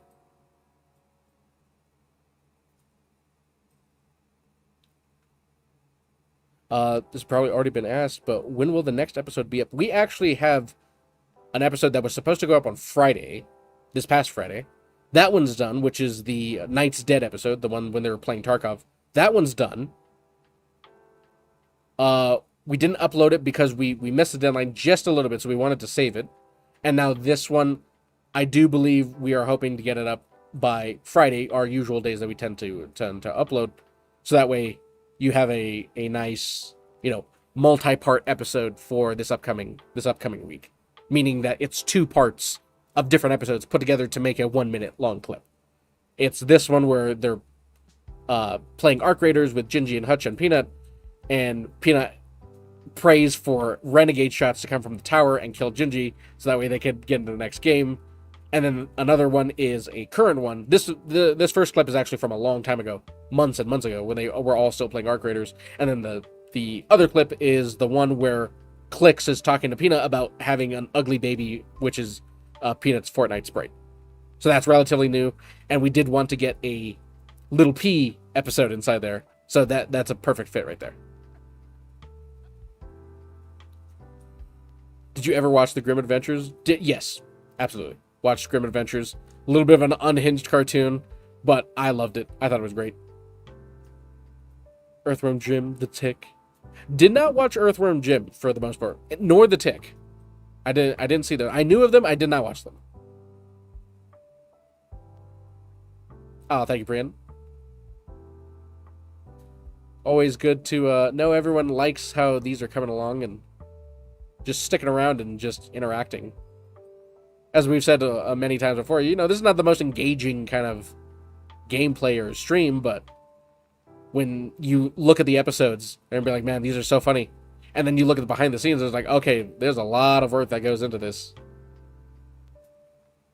And just to be able to share that small little part, and people can get a real appreciation for, like, wow, these episodes come out weekly. Or at least try to be.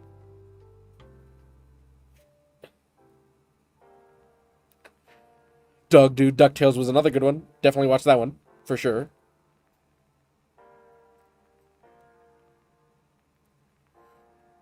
Exactly, Brian. 2 seconds later, after wishing for Gingy's demise, it happens. You cannot ask for like a better setup from Peanut's point of view. Yeah, the little P, a little P episode. When Clicks is calling little P ugly. It was like, oh, that's my baby. Calling my baby ugly. Darkwing Duck, absolutely.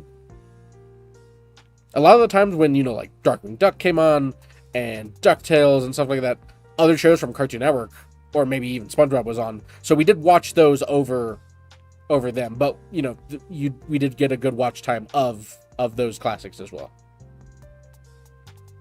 But the ones that I can wholeheartedly say that took and devoured our time was Courage the Cowardly Dog, Ed and Eddie, Dexter's Lab.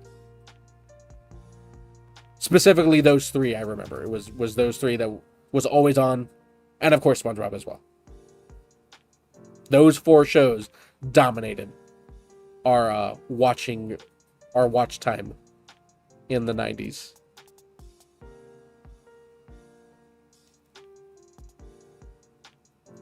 Where do you get your audio for the animation, that is? Oh, these animations are all the audio is based off of streams that the Burnt Peanut has.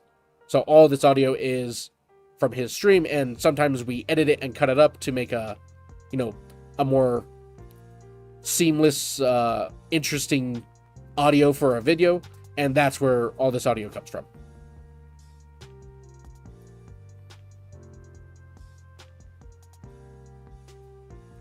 Yeah, the emotions can be overlooked, exactly. A computer can't get the inside joke for the little red book, right?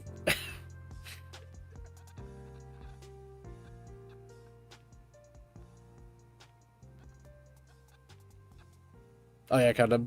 It's like he did. Surprisingly enough, when people like that joke, it's like, oh my god, you made Cloakster look so funny. He's like a ghoul or anything. The real reason why he looks like that is because when I was drawing out the scene, I kind of just drew Cloaksy however, and then moved on to the next scene. And by the time I got back to that scene, I didn't know what to do.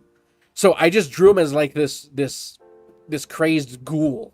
I'm like, I just want to throw the proportions completely out of nowhere from left field. And it turned into a funny joke. So sometimes just randomness gives you an idea. And Caleb, absolutely. A true man of culture. Favorite show.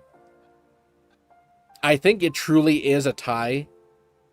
Like, if I'm being serious with myself, is my favorite show is probably a tie between Ed and Eddie and Courage.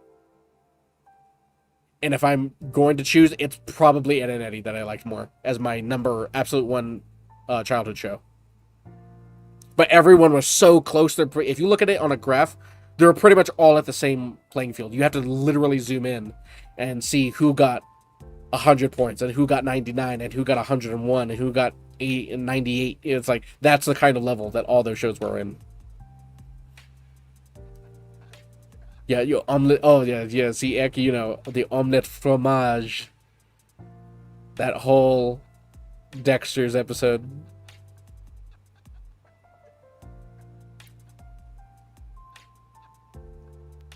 But yeah, Priya, it's like when you're watching it as a kid, it's like all that stuff is like you can't explain it.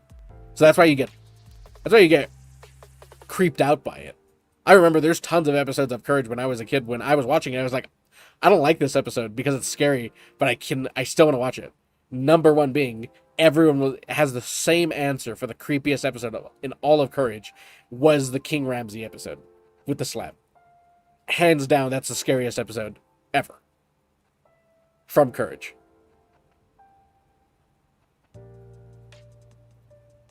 There is no joke. There is no denying it. If people say it's a different episode, they're lying. It is King Ramsey's.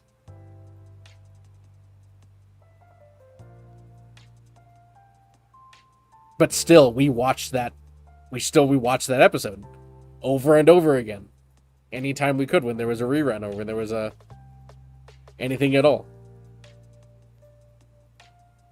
The cat episode. There was many cat episodes with cat in there. The You're Not Perfect. The insert of all the different other forms of media, like claymation, live action, the 3D for Ramses. I think that's what made the show so odd.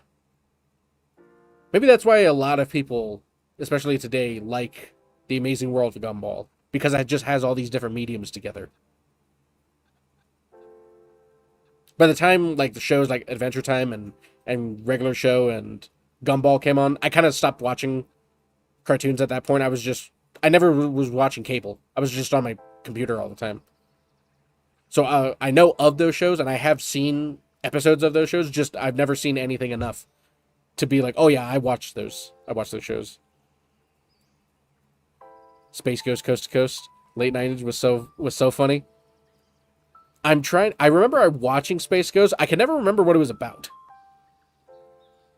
Because even then, I found it a little odd. Like, was it a TV show, or like was he like a news anchor? Was he a show host? I always forgot. In your head till this day, clap. Yep, just you're not perfect. I even say that I even said that to myself today. Just reciting, not for any particular reason. I was just reciting the line, just like you're not perfect. The Motel Cat episode was so odd. Is that the one with just the red cat?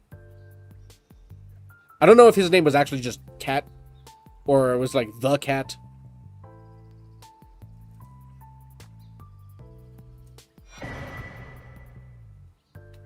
Okay, so it was just the red cat. Okay.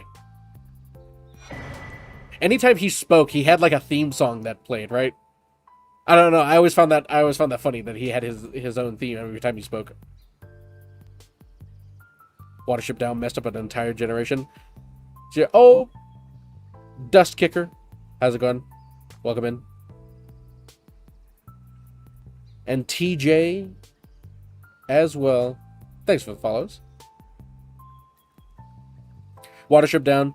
Only heard about it during the YouTube days when YouTube finally came out, and I saw videos that'd be like the video or the movie that traumatized a whole generation from decades ago, from a long time ago. But that's when I first found out about that movie. I never heard of it prior. YouTube 100% of your watch time since 2010. Yeah. So like everything like after 2010 onward, I didn't watch a lot of the shows that were on at the time, even though, you know, it would be around the time that we would watch stuff like Gravity Falls on Disney XD and Regular Show, and Adventure Time was a big one. It just never watched a few here and there, but never actually watched them as a full show, like how we watched Courage and Ed and Eddie and Dexter's Lab and stuff. Have you watched Phineas and Ferb? I did. I can actually honestly say I did not watch Phineas and Ferb at all. Probably maybe 1 or 2 episodes, but I never watched anything past that. Which is unfortunate because I heard it was a very, very good show.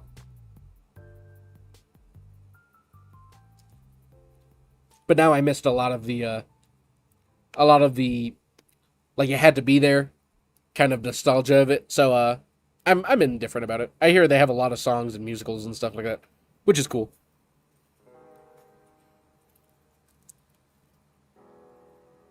wasn't about anything. It was a play on the late night comedy with get. No, okay, so yeah, so it was like a talk show, just goofing around with stuff like that. I knew I had that part right. I always thought it was like um, a superhero show, like that was actually serious until I actually saw an episode. I'm like, I don't even know what I'm watching. Quest, yeah, Johnny Bravo was pretty sweet. Yeah, you can't.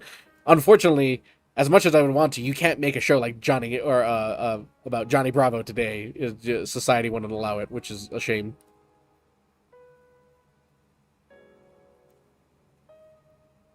Johnny Bravo and Johnny Quest, yeah.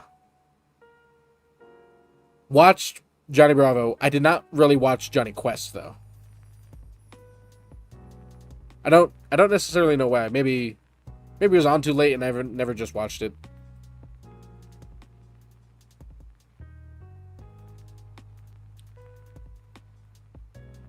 Yeah. Yeah, Dave. A lot of you had to be there stuff. Kind of like the reason why, well, there's no point now, but kind of the reason why like I never played Destiny or Destiny 2 was because I missed for 10 years. I missed out on the you had to be there moments.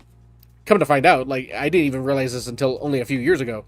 I didn't realize they like permanently removed core pieces of single player. I'm like, wait a minute, all that stuff that I saw when Destiny 2 was coming out, wait, that's just gone. You can't play that anymore. I'm like, that was part of the campaign. What do you mean that you can't play the campaign anymore? So that took me out, and I was just like, oh, okay. A lot of you had to be there stuff, and people were saying, no, you should play it. It's great. But same principle. It was like, I wasn't there when it started. I don't have an attachment to it.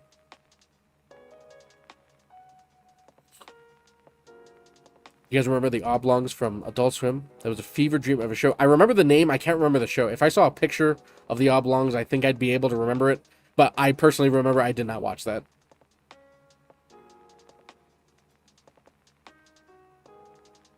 There was a few, like a lot of Adult Swim shows that I did not really find funny at all.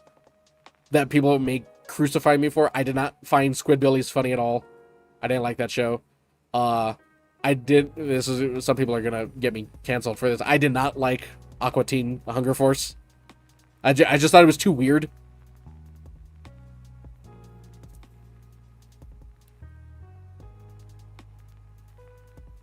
Yeah, the first Destiny, they took the finished product and made a game with DLCs instead. Real bummer. Okay, so yeah, so they did that there, and then Destiny 2, they just completely changed it.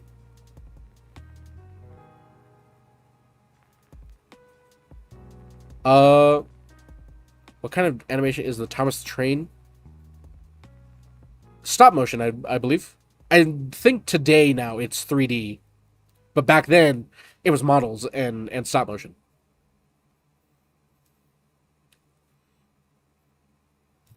Oblongs were mutated. Okay, I gotta go. Hold on, I gotta see because that name's gonna just keep bugging me. Oh, here we go. Okay, I remember this show.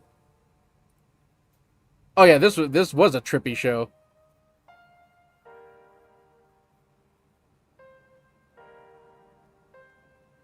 What's up, Neon? Okay, yeah, yeah, I remember. I didn't watch it too often. I saw a few episodes, but yeah, the Oblongs was actually. What would that be equivalent today as? Like, what is something as unhinged as that? Because I feel like there's a show today that kind of like matches the same energy.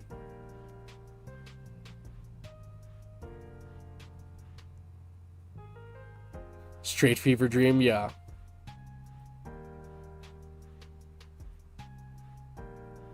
All kinds of odd shows that came out when we stopped watching cable and just was on our computers the whole time.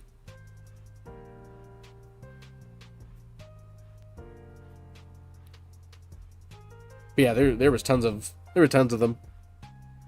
Ones that I heard about and ones that I knew. Wascally Wabbit. I don't remember that one. Let me see. Did I ever see that one?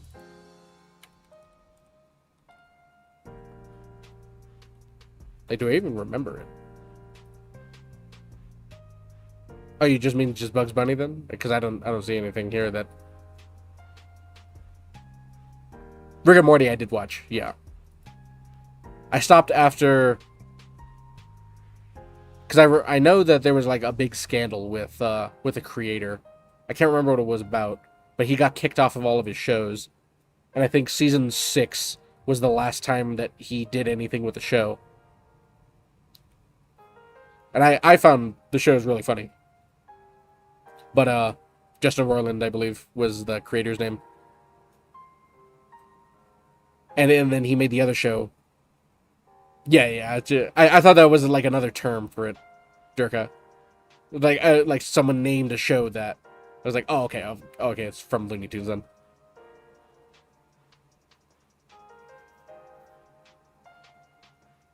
What were we? Oh, yeah, we were talking about Rick and Morty. I saw Rick and Morty when it came out. I thought it was funny. I know people, like, all over the internet were saying it was like, well, you had to be, like, an intellectual to understand the complexities of the show. I'm like, shut up.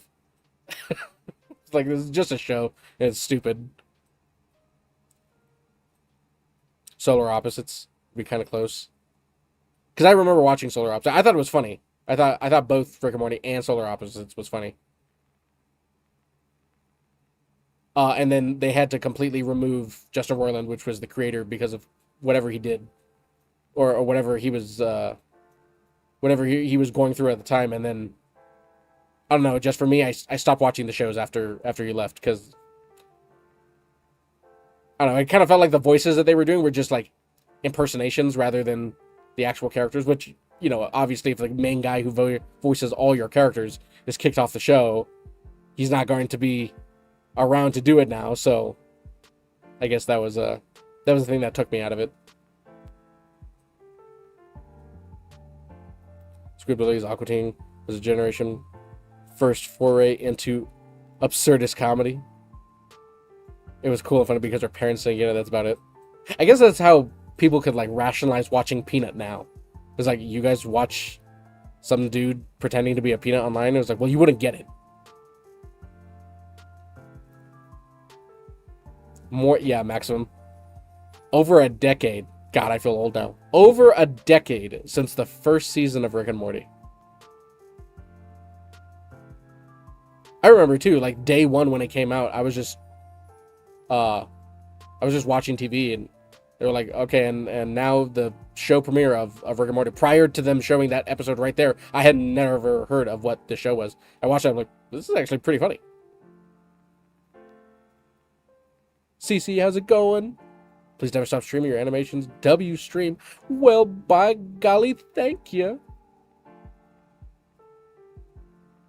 Hey, we're able to work and get some stuff done. Hang out with you guys. All on a Sunday when most people would out be doing other stuff because Peanut's not on today.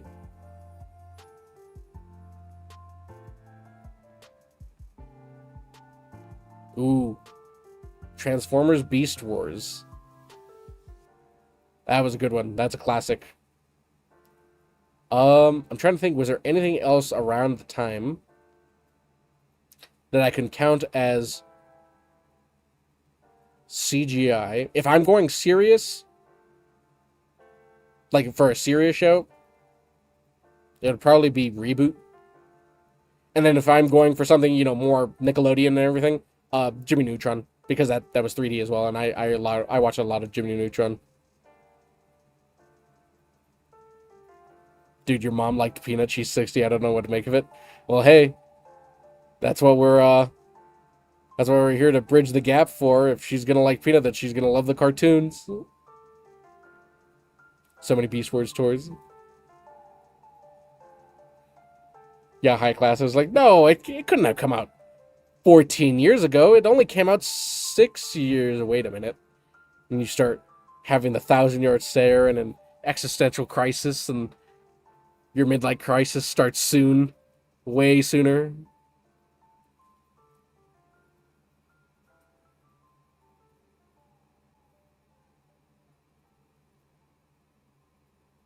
Henry, how's it going, man? Absolutely. This is a few in the making already so far. I think this is either the third or the fourth stream so far. I think it's the fourth for a live stream. We tend to try and stream on Sundays, which is the one day that Peanut doesn't stream. Because if people want to get some peanut content in, it may not be the same thing. They have a little bit of something to watch and hang out with.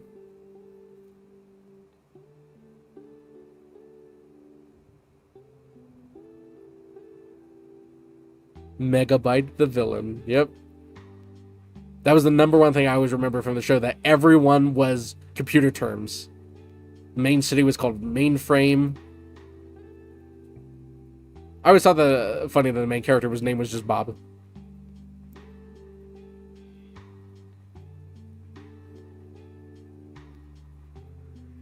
I intend to find out. Reboot, yep. Absolutely, Durka. Durka's on it. Durka knows what to do. Hexadecimal, yep. I'm trying to remember. The main bad guy, his name was Megabyte. He had a sister, and I can't remember what her name was.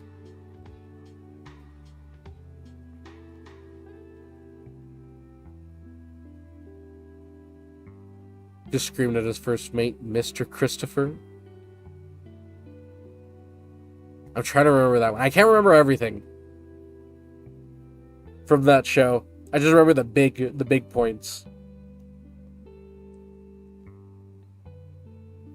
I do know another big event at the time, if you can count it.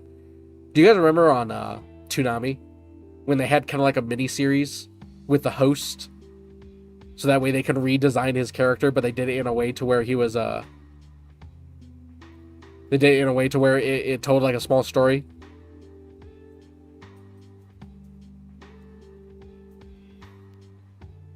Yeah, it was so long ago. Do we have any favorite music artists you like to listen to? A lot of our music is kind of all over the place. Like I like a bit of everything.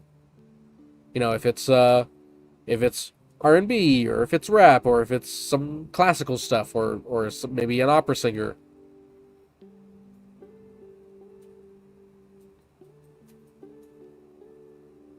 Goes all over the place.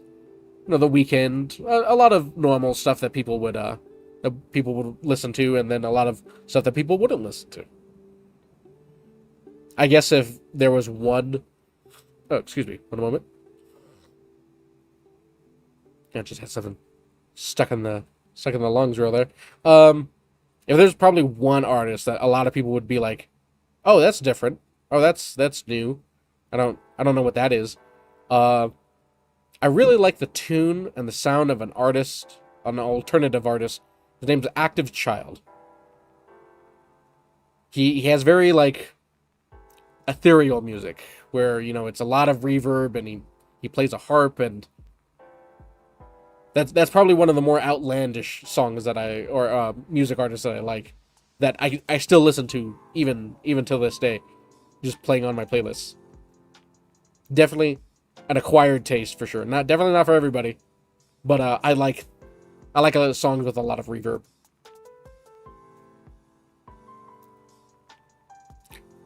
Active Child is what his name is.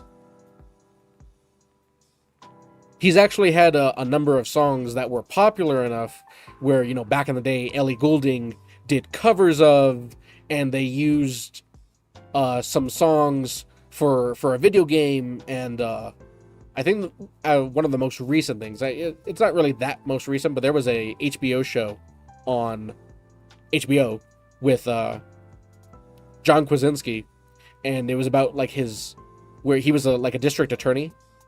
What? No, it was John Krasinski, you idiot.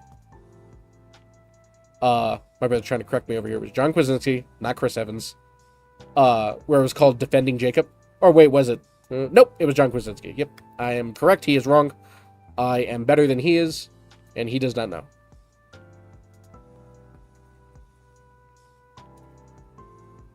Yeah, where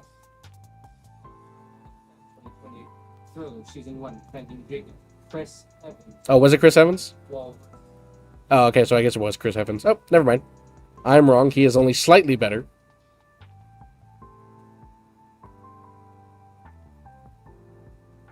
But yeah, he made a theme song for that show called Defending Jacob, where it was about Chris Evans. He's like a district attorney, and his son like either commits a murder or they're trying to find out if he commits a murder to it.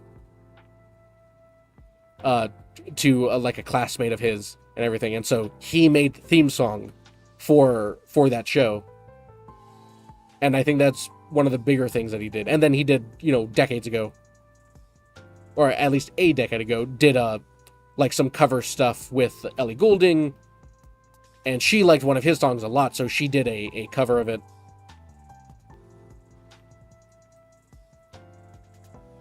Yeah, so that's probably the more outlandish kind of music that we listen to. But a lot of it is, genres from all over the place. Oh, no problem, Brian. I know, when it comes to like odd kind of music, people could be like, oh, this is such a great song, and then you listen to it and be like, this is terrible, but I'm going to add it to my recommended list just for right now and then remove it. But yeah, I already out the gate, I tell people, it's kind of like odd music. But I like it. Quite different.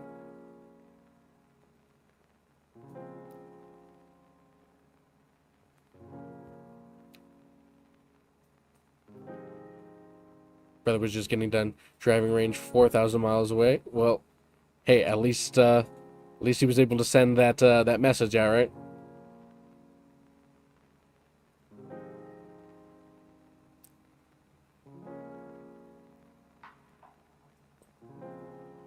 Let's see. What are we at? Yeah, really like The Weeknd. Yeah, a lot of his music is very solid. I know it was like an even bigger resurgence when a few years ago during like 2021 or 2022 when Dawn FM came out, and that was a lot of different sounds right there from him, and be like, man, this really feels like an album from the 80s or early 90s and stuff like that. So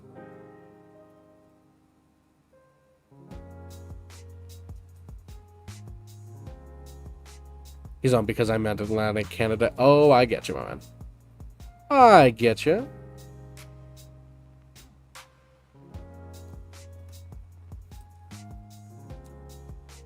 Yeah, Dawn of Him is really, really great.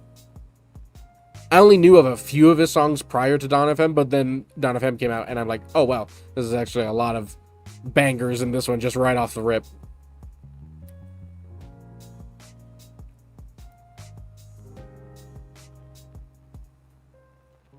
Odd videos to go along with it. Who boils Red Bull?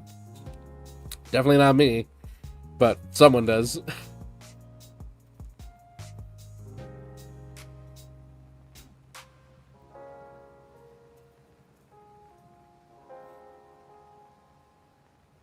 So far, I think we're getting some pretty solid progress on this episode. At least the first part of this episode, because the second part is Little P and clicks and everything. But at least for this part, not too shabby so far.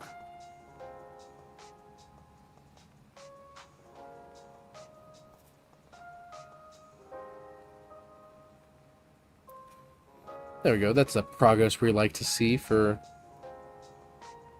a good old sunshine.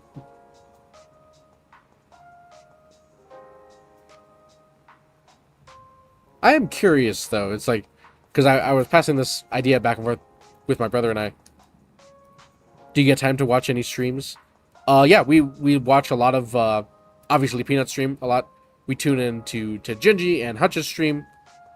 We try and catch Coco when he's on. We stop by Habibi's stream, and then a friend of ours, a few friends of ours, they stream as well. So we stop by theirs and hang out for just a little bit. So yeah, I will say though that like 80% of our watch time when it comes to streams is Peanut streams though.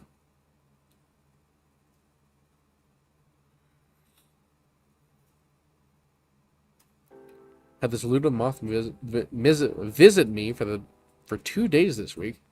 Wait, is that what's in your profile picture? Because I could even see it from here, and that's a small icon, and I can already see it. Absolutely, Durka. They show They show it here, and we extend it out to them as well.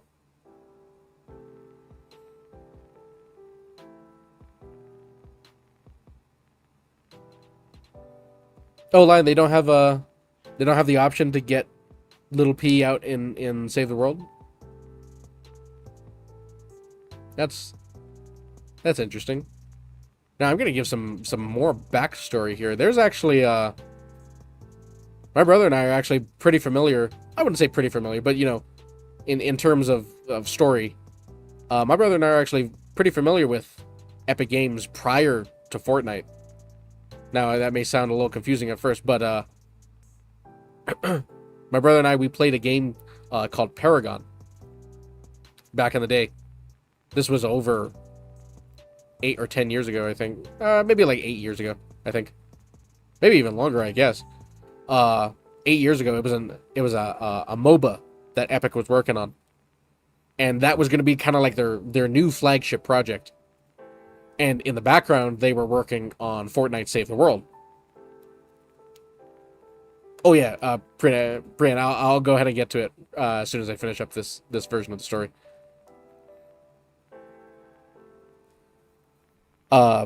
So my brother and I, we liked doing, you know, some artwork and stuff for that game, and we actually got invited out to Epic Games to go to their headquarters and see all the behind the works and behind the scenes stuff that they were making for Save the World for Fortnite before it even ever released for their single player version, which was originally going to be the only version of Fortnite.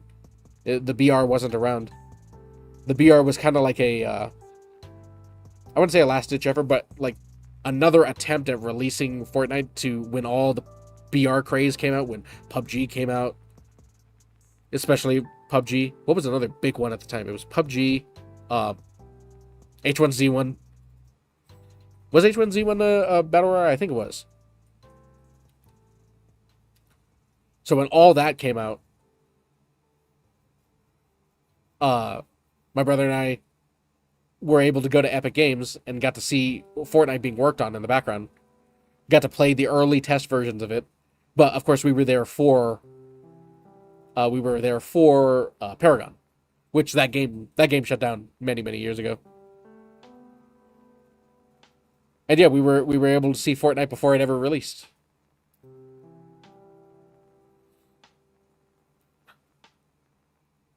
Oh yeah, but Pran, with the thing I was mentioning was like I'd be curious if anyone would be opposed to maybe some streams during the week where it's like it's before Peanut gets on and everything, or maybe even a Sunday stream where instead of doing and watching the work, it would be a game. Would anyone be interested in watching a game, whatever it may be? Just seeing if people would be curious, like, or do we want to keep it to animation and work days, just to gauge an idea. There's sometimes where we did want to stream, but we're like, I have nothing ready for the next episode. I want to know what to work on. It was like, I guess we could play a game. It was like, let's ask first. Let's see if people would be interested in watching a game. Try it out. All right. We could see what could be done. Then both my brother and I could play, and then you guys could find out why we hate each other. No, I'm just kidding. Why we don't play games anymore together.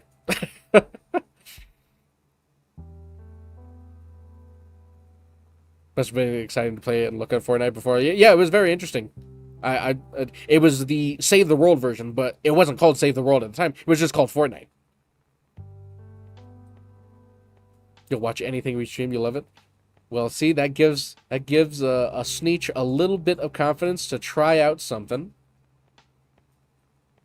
I want to know what exactly, because I'm not too good at many games. I guess if there was one game where it's like, hey, if you sat down and asked, what was your best game that you're actually good at within the past X number of years, like it would probably be like Battlefield 6, but you know, who watches Battlefield 6 anymore? But I still like Battlefield 6. I haven't played it in a while. But one of our favorite things was always I loved playing Battlefield, even more than COD, even more than I think it was Battlefield was my jam.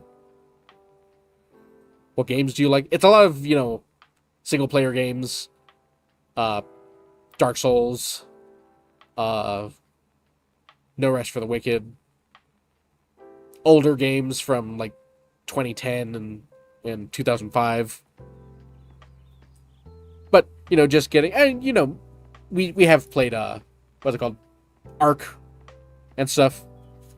A lot of PVE Arc, but you gotta make stuff interesting. You can't go around just killing a matriarch with half the server on your side, and then just leaving. Nobody wants to watch that. They want to at least get an interaction out of it. COD is declining in quality. I agree.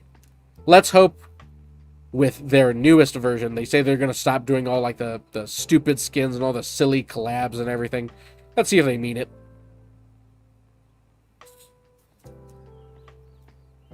Because they definitely tried to capitalize on that Fortnite energy, and I don't think it worked for COD.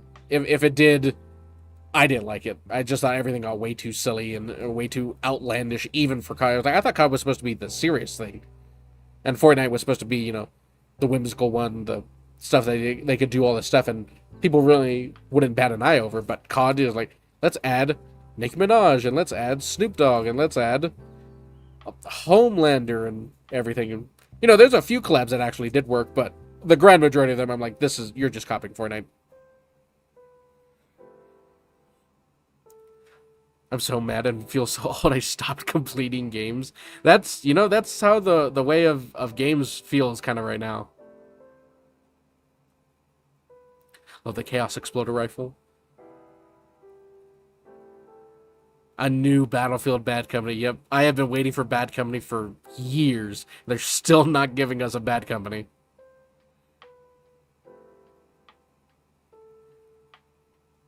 Yeah, like we don't know if it's like, is this actually giving you guys anything? It's like, does this mean anything? I know it does for Fortnite because everyone always likes those collabs.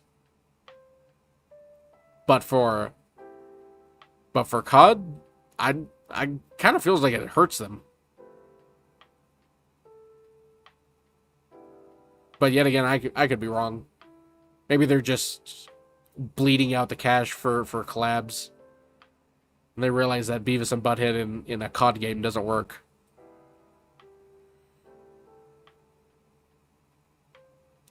Have you tried Black Myth Wukong? My brother did. He tried Black Myth. Especially today, we're very finicky with games. Like, even if it's a game I know I'll like if it's not to the same degree as, I know this is a bad comparison, it doesn't mean it in this way, but if it's not to the same degree of enjoyment as like Elden Ring, like right out the gate, I tend to refund games.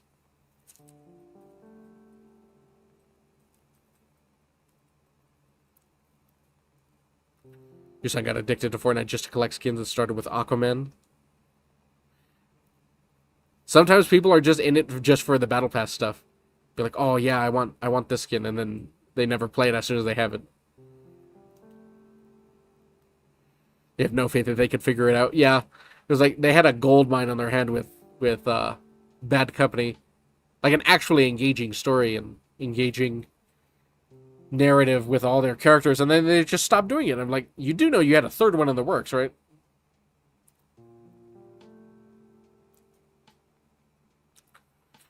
You bought Goku, said no skins till Goku, now 100 plus. Oh, they got you. They know exactly the target audience, and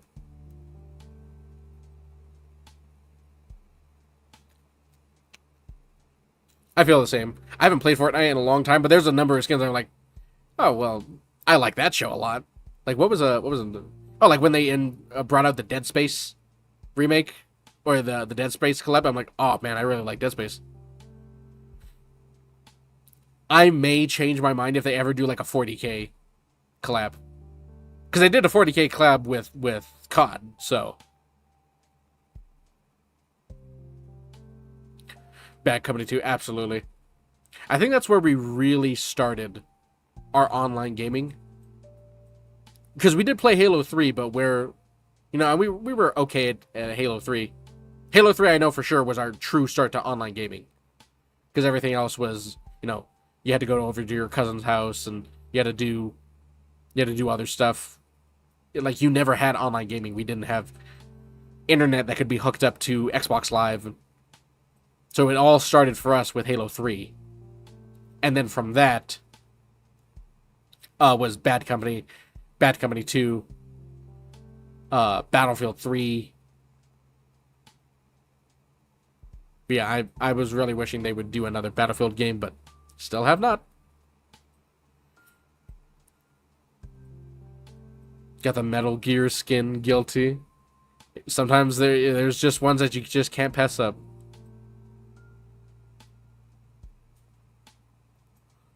You had the little P, and then you got, oh, it's that quick mistake. It's like, I had him, he was right there.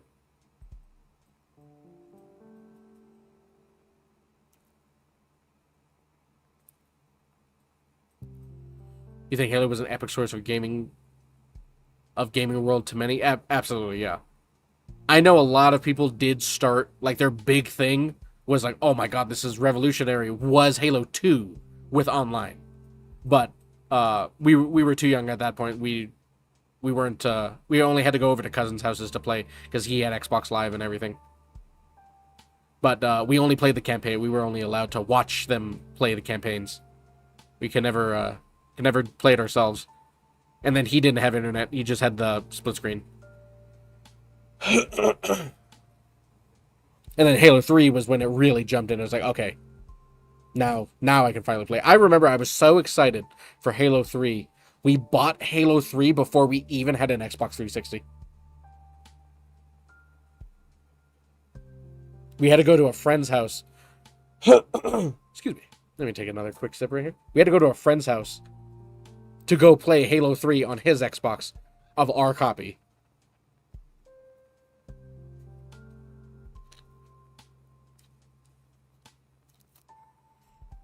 Gears of War, yeah. There was a lot of people. A lot of people who used that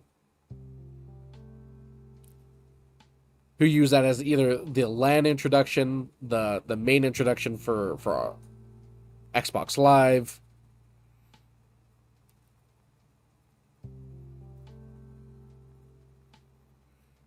I only played the Gears of Wars many years after the third one already came out. So I wasn't there for day ones of it. But yeah, I'm still on the fence if I'm actually gonna buy and play Gears of War. Cause, I was more into Halo rather than Gears of War. But it could very well be the resurgence for it for sure. Used to be a Rainbow Six fan, but Siege isn't good as Vegas. Okay, yeah. I've never played any of the Siege games. I just know of the animator, the Siege plays, and how he does animations for Siege.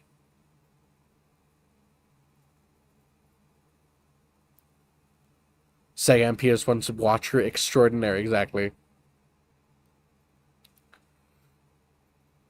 I will agree, Lion, that I saw the Ocarina of Time remake in there, and I'm like, all right.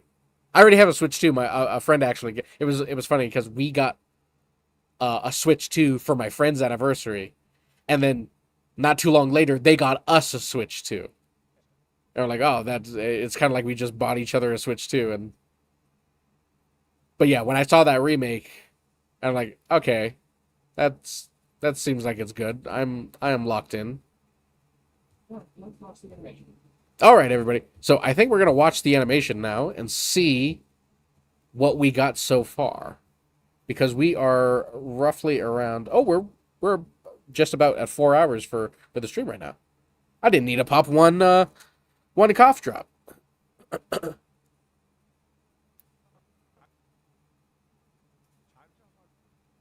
So I think we're gonna take a look real quick, see what the progress was today.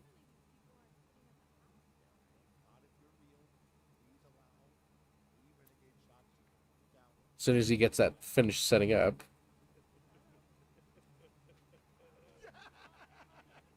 You gotta back up the screen.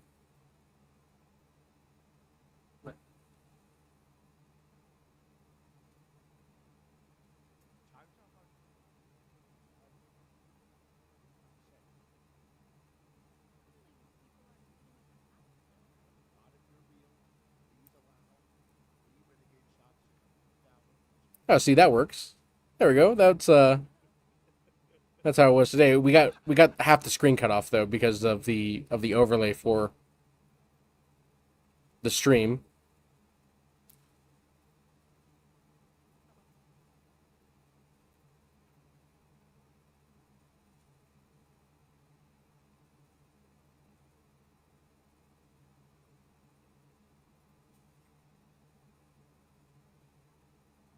Yeah, so for the most part, that's how it looks. I know the screen got cut off.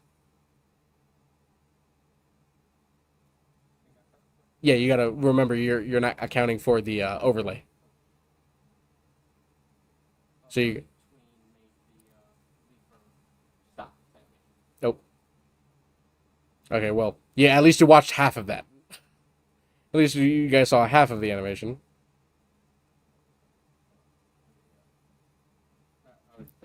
Uh, Still not as formed. If you do the percentage by hand code, maybe you can get it.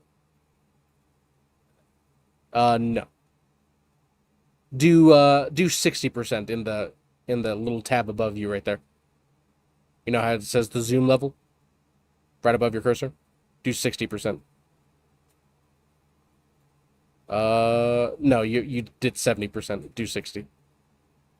See, this is the technical stuff that you get into when you have two people across the way.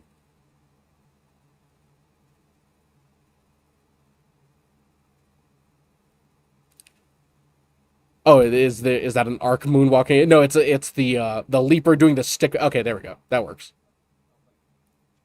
Okay, we're gonna watch it again now in clear quality.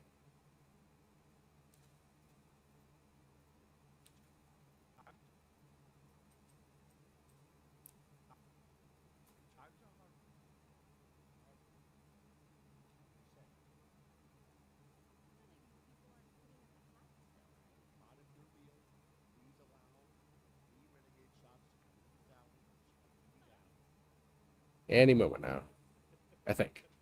Let's see.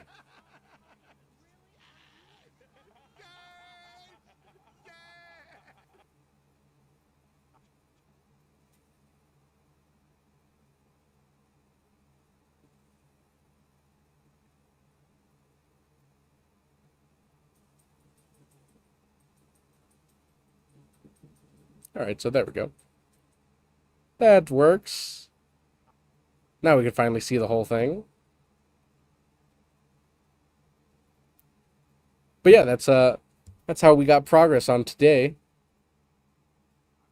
I think it works for sure.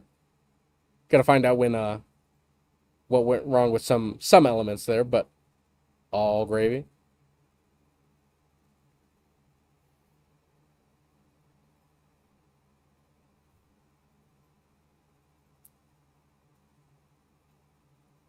This looks really good. Well, thank you. Thank you, Priyan. Got a lot of got a lot of progress, I agree.